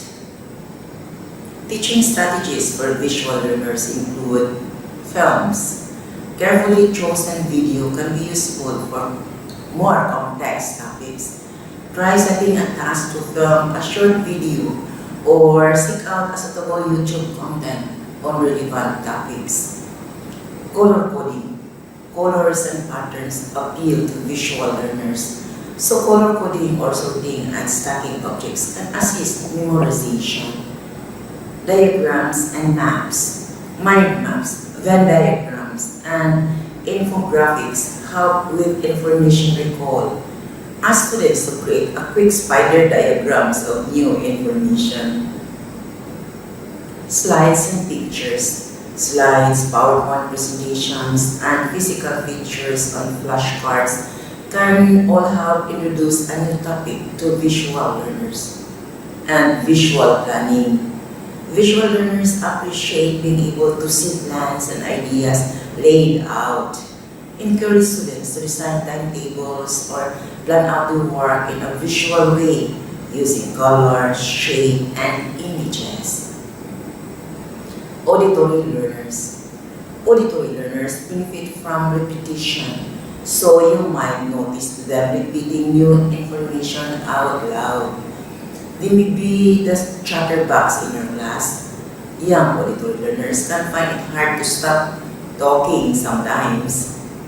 A learner of this type will prefer activities that involve discussion, singing, or otherwise vocalizing new concepts and facts. Auditory learners often move their lips when reading. Teaching strategies for auditory learners include discussion and debate. Auditory learners thrive in discussions and debates. Try getting two groups to debate each side of a dilemma, or use a talking stick to manage a class discussion. Teach others. Vocalizing helps auditory learners to retain new information. Try to teach new learned concepts to a younger group or even a cohort of toy figures. Use audio in class. There is an extremely wide variety of auditory resources available to teachers, from audiobooks to podcasts and TED Talks. Mnemonics. Creating mnemonics or writing and reciting poetry will help auditory learners to memorize information and recall it later. And oral reports. Developing oral skills will help all learners. Try setting an activity that involves planning and oral presentation. Give the audience to smaller groups for shyer students. Kinesthetic learners. Kinesthetic learners understand more when learning through hands-on experience, become easily bored in a traditional classroom, learn through movement, enjoy sports and physical activity, are active participants rather than passive observers when learning, enjoy opportunities to go on excursions or be outside the classroom, like to build things and work with their hands, love testing things and experimenting and creating. They are hand talkers and expressive in nature. They love to try new things and rely on what they can experience or perform. Teaching strategies for kinesthetic learners include get outside. Get kinesthetic learners learning actively by utilizing outside spaces for class games, visual hands, or observation. Tactile resources. Learning through touch means kinesthetic learners do well with hands-on activities. Sign language. Kinesthetic learners respond well to signs and gestures. Try teaching basic sign language or learning about polite or impolite gestures from other countries. Games. Gamification is a big topic. Try turning activities into games between groups or individuals. Learners of this type are typically competitive. And experiments. Get students involved in designing, making predictions, and then carrying out their own practical requirements for hands-on learning. When teaching, it is critical to understand the most effective ways your students retain information and understand the concepts you teach them. When you can identify those that need a traditional approach on lecture-style lessons and verbal summaries, you can cater to the auditory learners. Students who need mind maps, color-coded notes, and visual guides will appreciate information set out this way. We are visual learners. Make sure you have hands-on experiences, lessons that have a practical aspect and include movement for kinesthetic learners. Teaching diverse learners in the same class requires differentiated instruction. Differentiated instruction can engage diverse learners. The term refers to presenting knowledge and instructions differently, either to different groups or in several ways. Keeping this in mind, let's continue to key point number 2. What are some effective teaching practices that accommodate diverse learners? Some effective teaching practices for diverse learners are as follows. Set high expectations, show you care, understand students' home cultures, tap into students' backgrounds, choose culturally relevant curriculum and instructional materials, use cooperative learning strategies, integrate arts in the curriculum, and incorporate multiple forms of assessment. Set high standards and demonstrate high expectations. Teachers who express high expectations convey the belief that their students have the ability to succeed in demanding activities. Such teachers avoid repetitive rote learning. Instead, They involve young people in novel problem-solving activities. How to do it? Ask open-ended questions requiring students to use their judgment and form opinions. Choose activities where students must use analytic skills, evaluate, and make connections. Expect students to conduct research, complete their homework, and manage their time effectively. Choose students you care. Choose students you care by getting to know their individual needs and strengths and sharing their concerns, hopes, and dreams. Students tend to want to participate and do their best when a teacher is nurturing and caring. Understand students' home cultures. Understand students' home cultures to better comprehend their behavior in and out of the classroom. Educators must understand and respect the many different ways of being a parent and expressing concern about the education of one's children. Seek information about students' home cultures by asking them to interview their parents about their lives as children, the stories they remember, favorite poems, and family recipes. The results of these interviews can inform the teacher about the rich diversity of his or her classroom. The interviews can also be made into booklets and subsequently reading materials for the entire class to share. Tap into students' backgrounds to enhance learning. Students' self-esteem and motivation are enhanced when teachers elicit their experiences in classroom discussions and validate what they have to say. Young people become more engaged in lessons when they are brought into the initial dialogue by being asked what they know about the topic and what they want to know.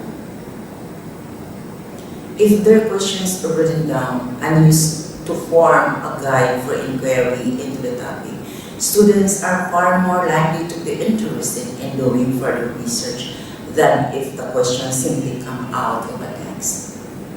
The teacher also obtains a better understanding of students' previous knowledge about the subject, a pre-assessment, as it were, that can guide the planning of the subsequent lesson.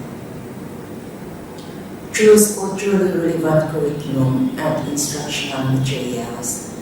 Choose culturally relevant curriculum and instructional materials that recognize, incorporate, and reflect students' heritage and the contributions of various ethnic groups. Students' self-esteem is strengthened when they see and read about the contributions made by their own racial or ethnic groups to the history and culture. Whenever possible, teachers adapt the curriculum to focus lessons on topics that are meaningful to students. This kind of focus allows students to practice language, thinking, reading, and writing skills in real, meaningful, and interactive situations. Students also come to realize that teachers value and appreciate each child's culture and language. Use cooperative learning strategies. One of the most difficult issues faced by teachers in multi-ethnic classrooms is that students, particularly those from ethnic groups suffering social discrimination, tend to cluster in cliques based on ethnicity. To break down this defensive withdrawal into ethnic groups, teachers need to give students time to get to know each other and to find that they share common ground, common problems, and common feelings. One way to break down artificial barriers between students is to encourage them to participate in a small group over an extended period of time, collaborating on a shared activity with a shared goal that can only be achieved by working together. Integrate arts in the curriculum. Nothing makes learning come alive more than engaging students in arts activities that encourage dialogue on issues that are important to them. Provide opportunities for students to express themselves through visual and performing arts. This enables them to learn about and develop their talents and multiple intelligences not only verbal and mathematical intelligences, but also visual, spatial, musical, interpersonal, and intrapersonal intelligences. Encourage students to make sense of the world and their relationships through drawing and painting graphic images. Encourage students to use their imaginations and take time to elicit their interpretations of visual arts through open-ended questions. This enables students to understand, as they listen to other classmates, the multitude of interpretations that are possible when viewing the same work of art. And incorporate multiple forms of assessment. The Coalition for Authentic Reform in Education, CARE, suggests that rather than relying on a single standardized test for high-stakes decisions, such as promotion to the next grade, authentic assessment of student work, such as student exhibitions, portfolios, products, and performance tasks, is preferable. Apart from the multitude indicators of academic performance and progress on schoolwork throughout the year, consider the challenges encountered in teaching diverse learners. This takes us to the last key point of my presentation. How can the challenges of teaching diverse learners be minimized? Ways to minimize the challenges include vary instruction, increase student participation, address individual needs, and recognize student learning styles. Vary instruction. Instruction can be varied within one class session and from session to session through auditory, visual, and kinesthetic modes. Teacher can give an explanation, auditory mode, show slides depicting the subject, or draw a diagram of what was explained, visual mode, and then have the students use the information by asking them to solve a problem, give an example of how to apply the concepts explained, summarize the explanation, or physically manipulate equipment, kinesthetic mode. Another way is the use of inductive and deductive teaching methods. In the inductive approach, sometimes called the discovery approach, students are asked to perform a task, such as draw a diagram, solve a problem, or answer a question before they are given information about the task. In the deductive approach, students are given information and then asked to perform a task or answer questions based on the information given. Increase student participation. Student diversity can also be addressed by increasing the degree of student participation. Students are more attentive when they are asked to actively participate in the class. Students can be asked to participate in a discussion by responding to focused discussion questions with the teacher as leader and facilitator. Instructional variety and student participation can also be increased by asking students to respond to questions within particular theoretical frameworks, ideologies, or their own personal experiences. Further variety can be introduced by asking students to debate an issue, role-play situations, or engage in group activities such as producing a chart that compares and contrasts two or more theories. Involving students directly with the material to be learned not only varies instruction, but can also enhance learning and retention of information. Some students need a great deal of personal involvement with course material in order to learn and understand it well. Address individual needs. Teaching to diverse learners also requires taking individual student needs into account, identifying the various levels of student understanding, and providing encouragement to students. Let the students know that you know about the course and their problems. Let them know that your target is for them to learn something out of this class. Even for similar levels of students, you need to use different methods for different individuals. Students understand the same question from different ways. It's better to know students very well. Most colleges and universities have student services such as academic and study skill centers or a tutorial office that these students can be referred to. In referring the student, it is helpful to inform him or her of the specific skills that need improvement and recognize student learning styles. It is also important to be aware of diverse student learning styles. Learning styles refer to how students learn and study. Apart from multiple intelligence theories espoused by Howard Gardner, researchers in Wessel and Ramden 1983 have identified two extreme types of learning styles, the deep or global approach and the surface or atomistic approach. Deep or global approach.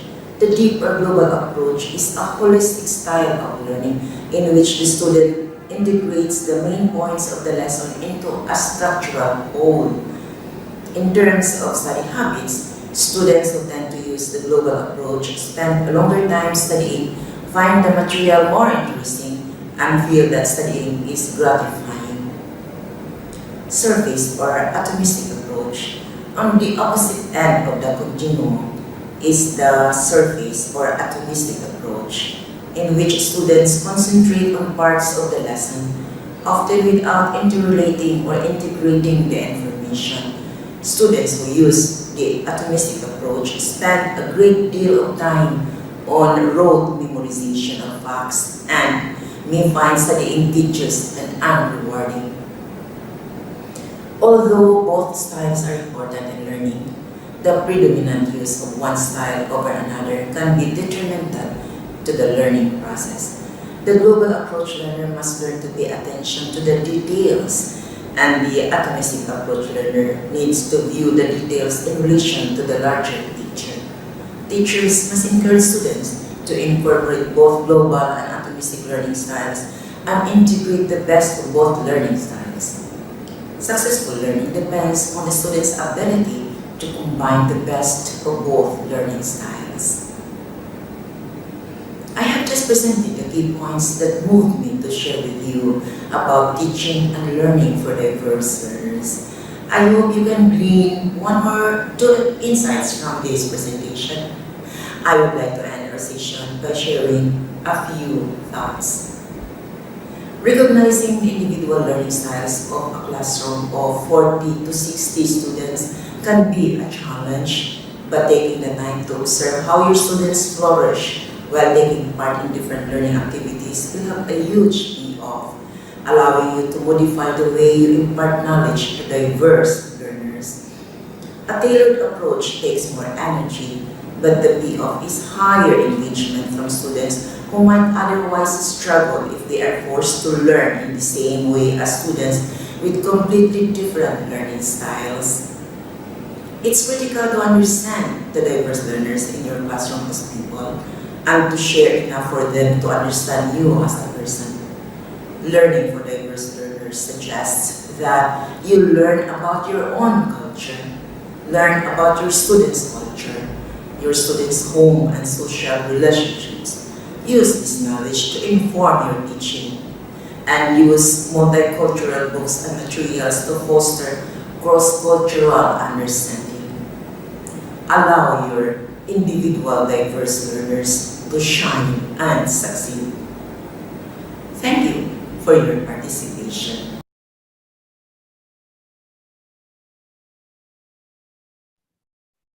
Thank you very much for the wonderful video from Dr. Anita. And now Okay. we will get to the Q&A section for more further discussion between Dr. Anita and our participants. Okay, thank you so much. And so we are now open for our sharing of thoughts, ideas, insights, and perhaps questions. And then we will answer these questions together. Let us have this one as a kind of an informal, like we are free. You are all free to share your thoughts and to ask questions and to answer questions. Okay. So first, we're having in the chat box Yeah, in the some chat inputs box. from Yes. Ms. Hemarani from Simoset. Oh, I see. I'm still happy. Okay, from Himarani, Miss Himarani. So thank you for your chat, for your text. I'm using VAC. That's nice. VAC means visual, auditory, kinesthetic learning styles. By creating fun environment to engage my students in teaching and learning. Also embedded with technology, you're right. Technology, like we have so much, we can use and we can draw from. After that, empower them by implementing peer coaching to coach among themselves. So far, I can see their improvements in soft and hard skills. Very nice. Thank you so much for sharing this with us, Ms. Himarani. I am happy that you are already very active, and then using this. And it's really very correct that we learn in the process as well. Students are learning and we are as well learning, and that we can integrate what we have learned from our students to designing our course, to designing our lessons, to improve. We always aspire to become the best teachers we are. We always aspire to become, effective and meaningful teachers to our students. They could not forget us. Thank you for that. And really, I really appreciate you telling me about soft and hard skills. This is really great. When we speak of soft skills, we are referring to the lessons we teach to them. When we are saying soft skills, that's hard skills. Hard skills are the lessons that we teach to our students, like geometry, arithmetic, and other subjects. And soft skills now are life learning skills like collaboration, creativity, and communication and other soft skills. And thank you for your nice thoughts and for sharing this with us. And we have here from E. Thank you so much for the informative presentation. What came into mind is that teachers' techniques used in class, lesson plan, and student engagement are very important. This means we need to train our teachers right. Teacher training is very essential, and it should be sustainable, and their continuous professional development is a must. I definitely agree with you. It really takes time, It really requires teachers, to have this knowledge and skills to be able to present, to be able to teach effectively in the manner that would respond to the needs and context of our students. And I agree with you saying that we need to train our teachers. But the question is that when I believe that each school has its own professional development plan or capacity building plan. And I suppose that in the planning and in the structuring, teachers are also consulted. Like, what do they need?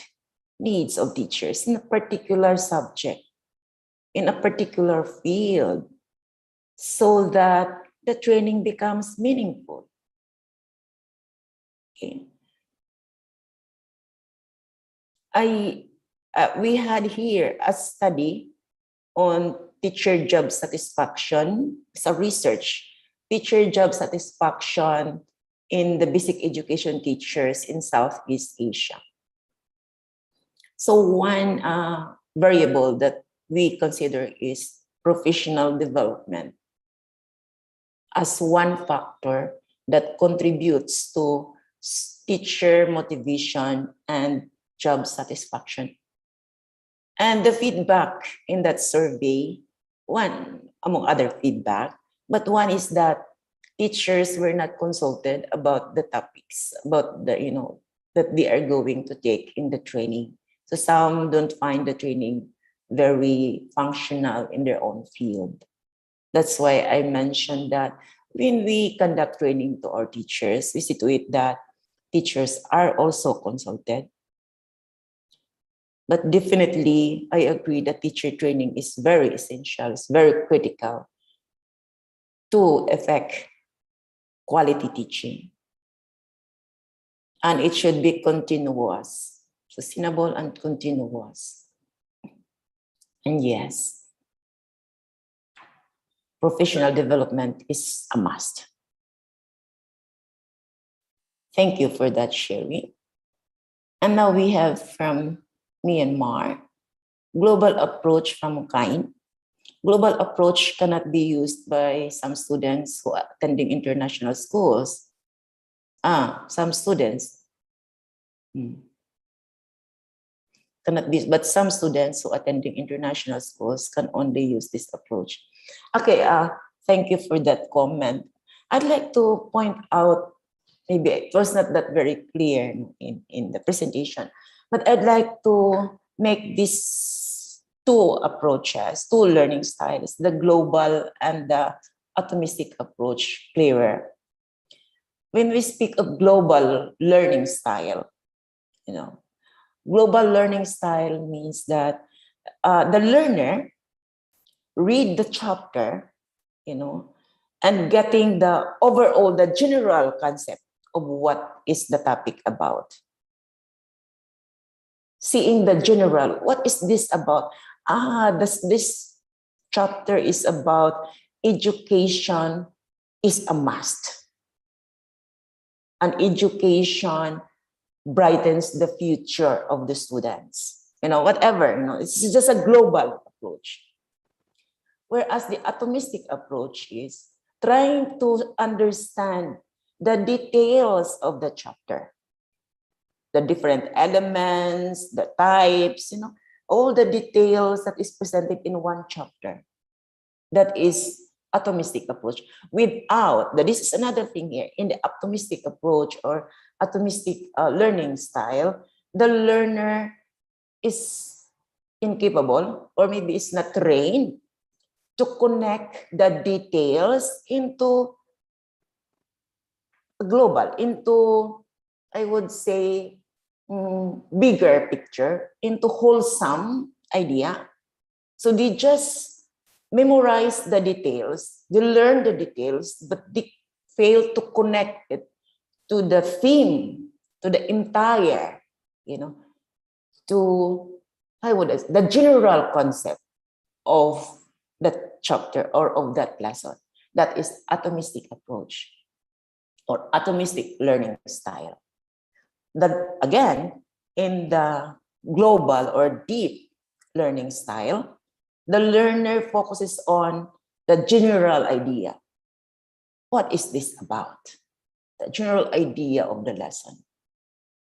Whereas in the atomistic learning style, the learner is particular on the details only. Only the details, like the elements or the types, and memorize that without putting these details into a general idea. Okay? So if we see, regardless whether the students are in the international schools or in the government schools, public schools or private schools, students or learners can apply both. And in fact, they are doing it already. But the point is that we teachers should be able to help our students, because there are students who are only particular on the details and memorizing the details and cannot sum it up, cannot connect that to the bigger picture of the lesson. Whereas there are learners who are only who are able to see the bigger picture of the lesson, but are not particular on the details. So we see here that we should teach students, we should remind students to combine it's good to have a general idea of the topic, but it is also very good to be keen into particulars, into details, and put it together. This is the whole package of that information. You can talk about the general idea. You can as well talk about the details of that general idea. Now, I would like to share with you one not really experience, but I encountered this experience with my nephew. My nephew was studying to become a doctor, a medicine. And one day, he came to me and asked me, how can I study? How can I understand? And how can I be able to get this information? The chapter is big, a chapter consisting of many pages in medicine, many pages. But the question that will be asked is only like 2 to 3 questions. I really find it difficult. That was what he was telling me. And then I understand that the type of learning, the type of studying that he was doing. He was more concerned about the details, the elements of the particular topic, and unable to connect that to a larger understanding, to a bigger picture, the general idea of the lesson. So we sat down and we talked about it. And this is how you can do it this way. I told him the details of, the learning styles.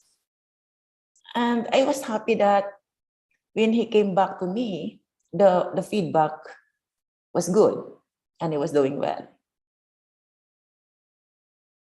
So this is another understanding of the learning styles, the way we study, the way students study and learn, apart from the multiple intelligences that we mentioned about the visual, auditory, kinesthetic. This is now about like wholesome studying and reading the text, for example. Okay, I hope I have given you my thoughts about about this global approach learning style, along with the atomistic approach learning style. Thank you for that, for your thoughts and concern.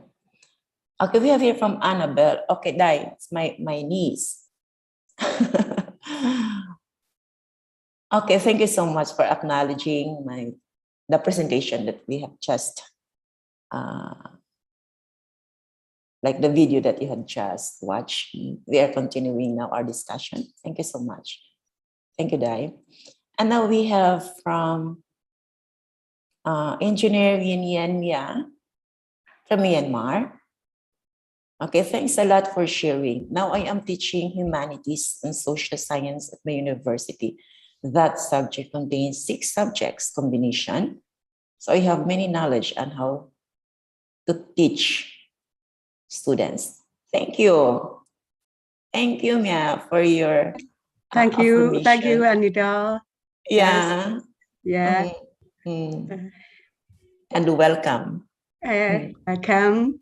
Thank you. Yeah. And we have here from I Kind from Myanmar.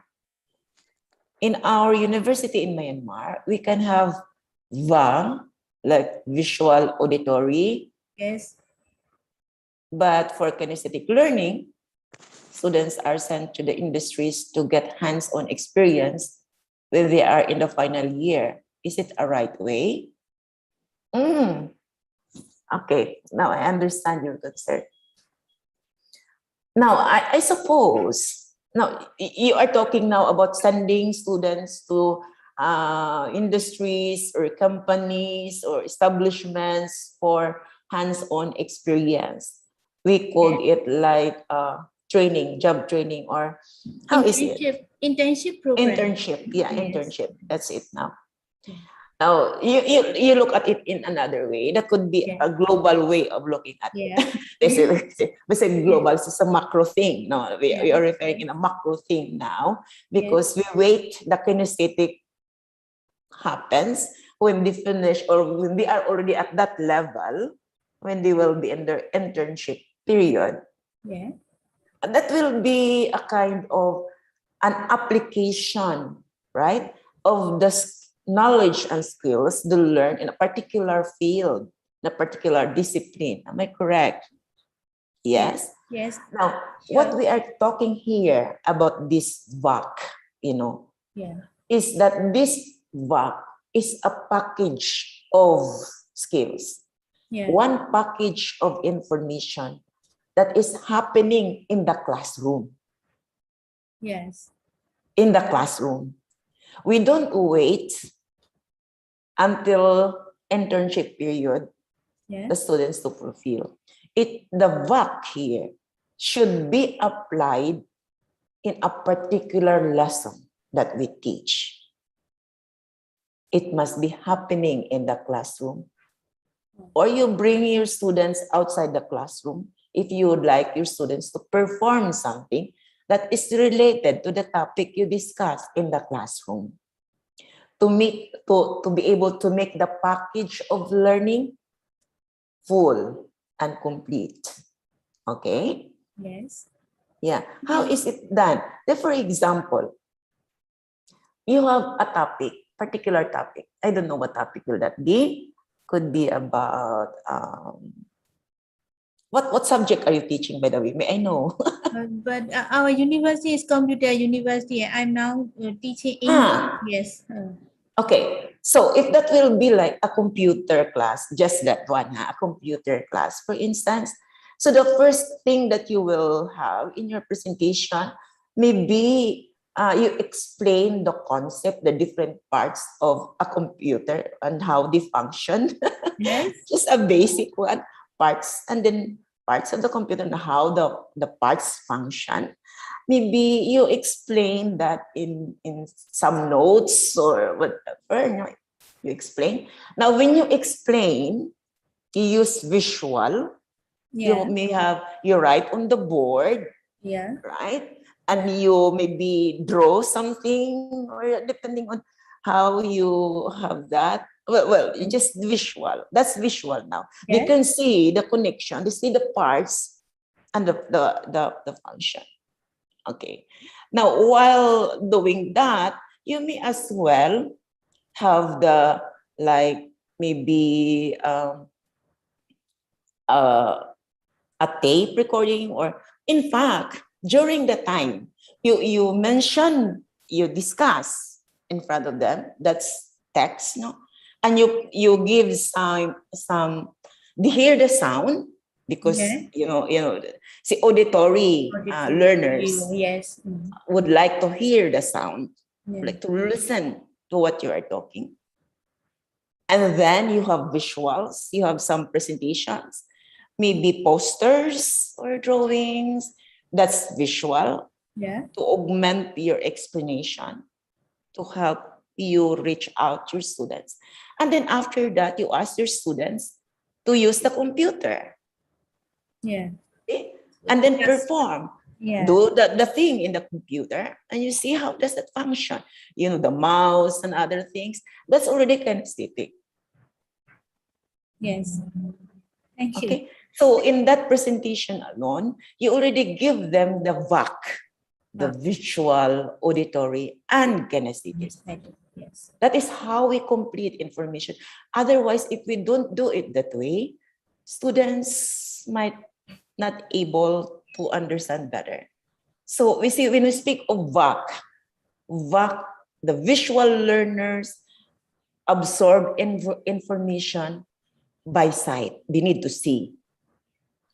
And then auditory learners absorb information by sound. They should hear. And kinesthetic learners absorb information by moving. They should move. Oh, yes. But our learners have varied skills. All our learners need to have the skills, need to have these skills. Because, you see, the point here is that understanding or comprehending a subject or a lesson would pass through our senses. We don't appreciate, we don't understand if we could not sense them. So our sense of sight, our sense of hearing, and our sense of movement helps a lot. Okay? So give the full package to your students. Use the VA. It's one package. Yes, yes. One Yes, package I of understand now. information. Thank you for your detailed explanation. Very Yes, detailed. thank It took me long. Yes, very detailed. Yes. Thank you. Uh-huh. Thank you. Yes. Thank you also for your concern. And now we have here.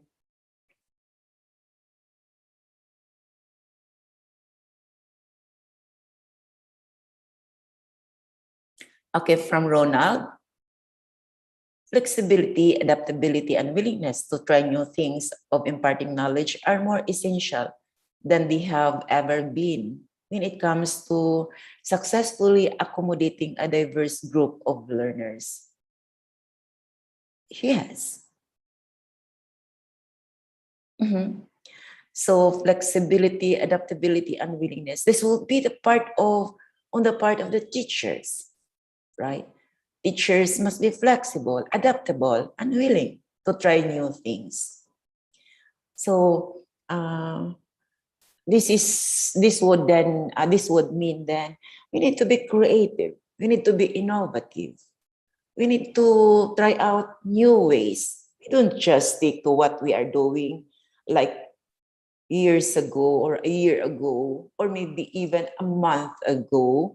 If there is a need, and even if there is no need, we need to reflect and evaluate and monitor what we are doing in the class. What are our practices and how can we improve our practices? We always would like to become best teachers and to be able to give the best of us to our students. I really understand that teaching is a mission. Teaching is a passion. It's because I am passionate about it. And this is from within that no one can get it from me, can tear it apart.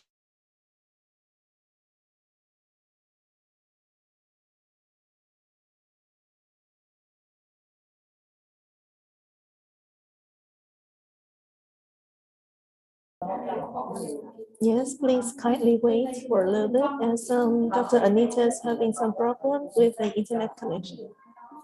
Please be patient. Thank you very much.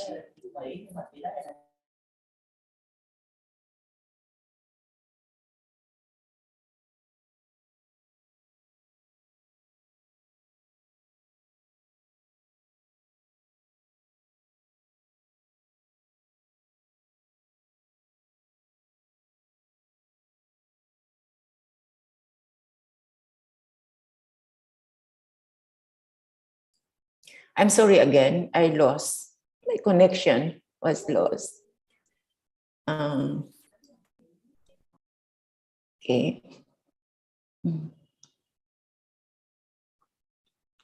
So where are we?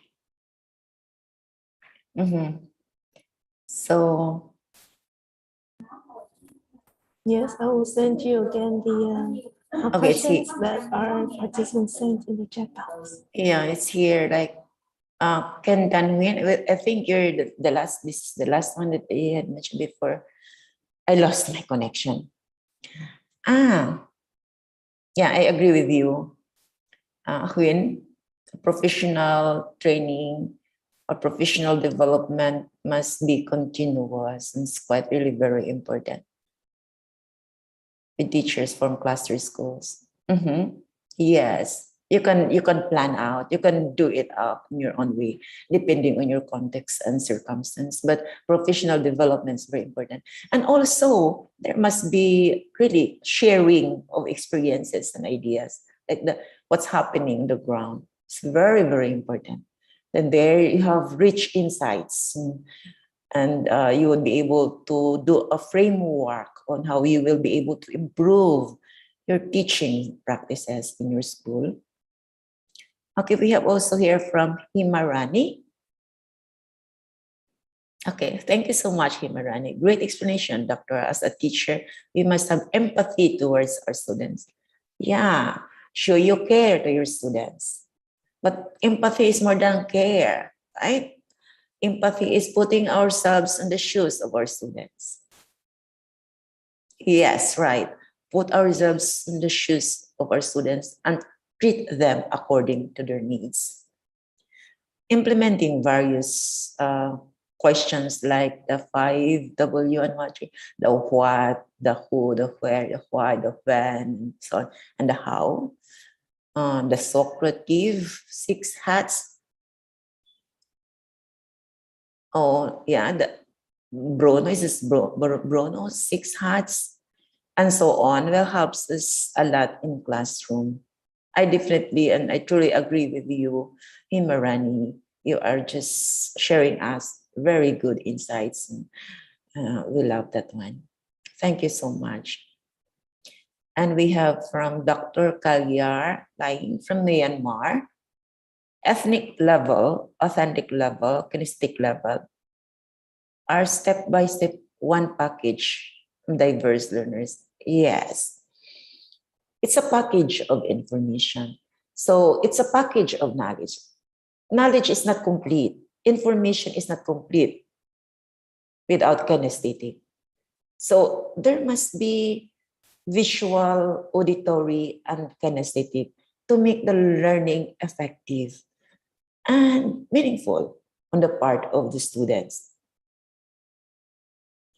So in every lesson that we teach, we design the activities, having these 3 major types of learning styles. Research shows people learn in these 3 learning styles. Again, the VAC, visual, auditory, and kinesthetic learning, as one package of information. Give that to students.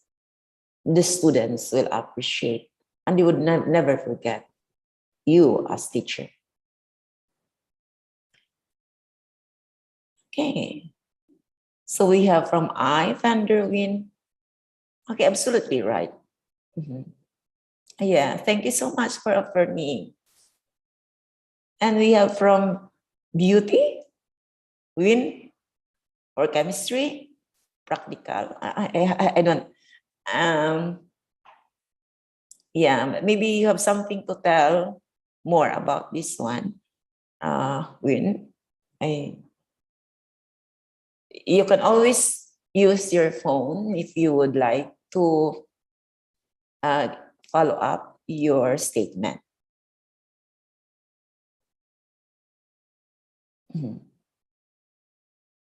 Yeah, chemistry. No, chemistry is really, yeah, I understand chemistry is not just talking. In chemistry, you have to let your students perform, right? They have their experiments and other things as kinesthetic. But you must have really a very good concept, and visuals to be able to let the students understand the concept before giving them the opportunity to perform by their own. And then we have here Aline. For learners who need more time and assistance, individual education plan could be helpful to outline and keep track of progress in key soft and hard skills. You're right. Much would we like, individual or personalized, I would say, education plan is really very, very, I would say, important and very ideal. Because we cannot, we cannot, if you have like, for example, 60 students or more, and you have this individual, it depends, because we can group that. Like you have your individual education plan, that's right. If you have much time, that's really very great, because in there you know the need of your individual student.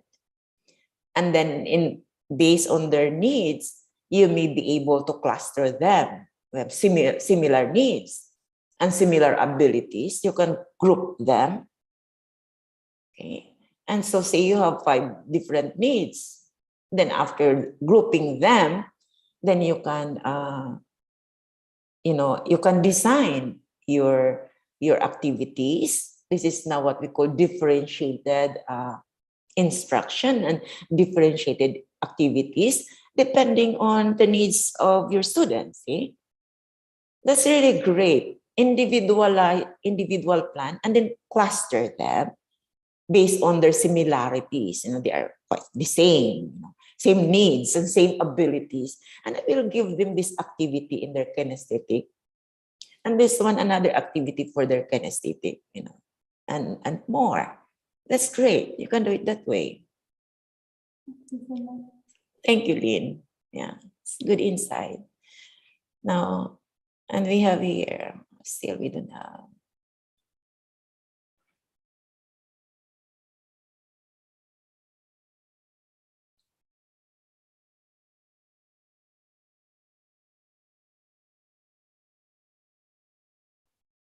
Okay.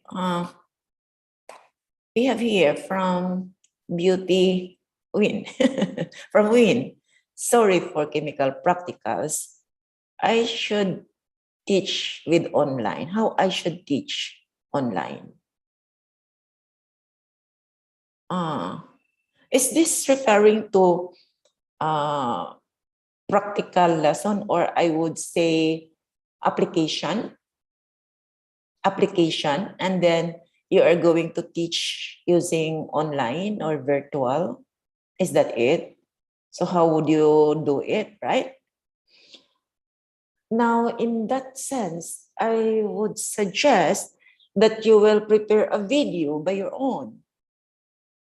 Video, you demonstrate the steps, like step 1, step 2, because this must be a process, a process that requires some steps. So if it is an experiment, for example, then since you are doing online, if you are teaching the steps on how to do it to your students, I would suggest, aside from you talking only during online class, you can put that one in video. Why? Because in the video, the students can replay. They can watch it again and again, and they will be able to learn to see to really be able to see the steps. Yeah, because that can be watched repeatedly. They will repeat watching the video. Does that make sense? Okay. Thank you. Okay, thank you. And also use clustering with individual plans. Okay. Yeah. Thank you.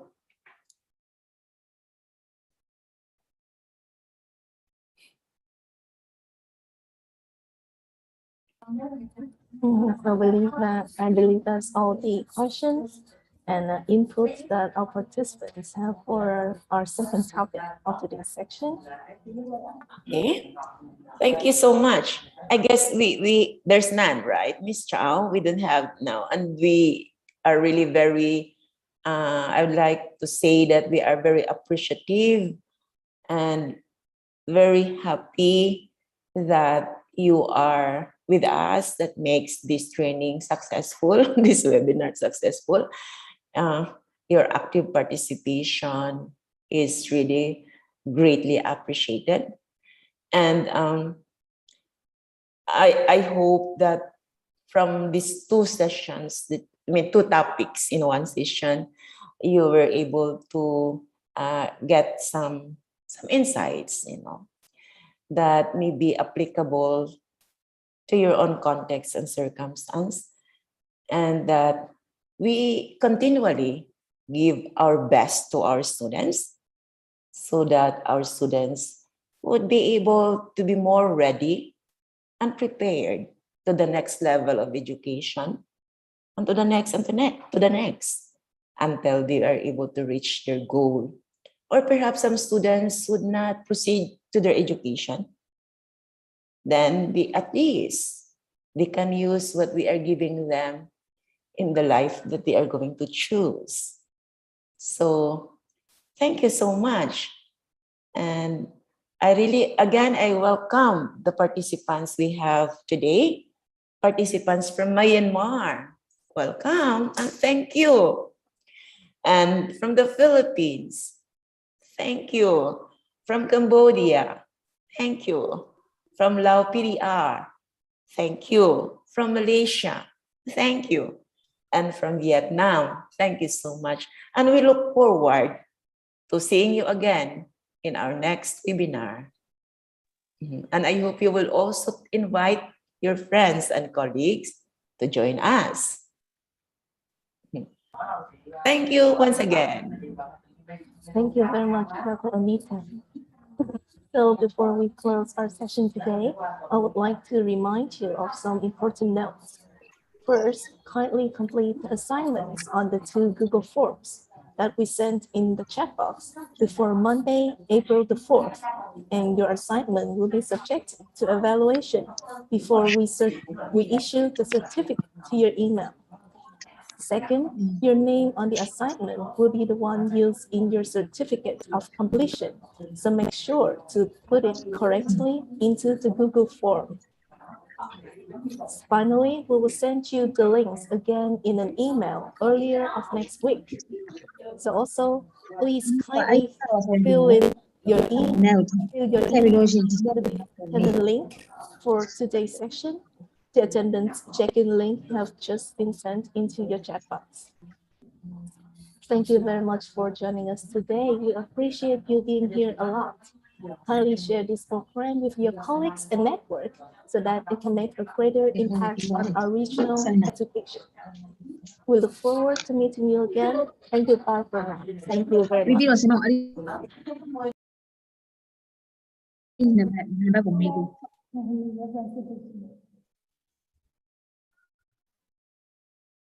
Thank you.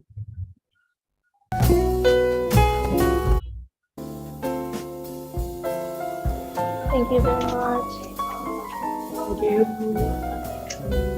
Thank you.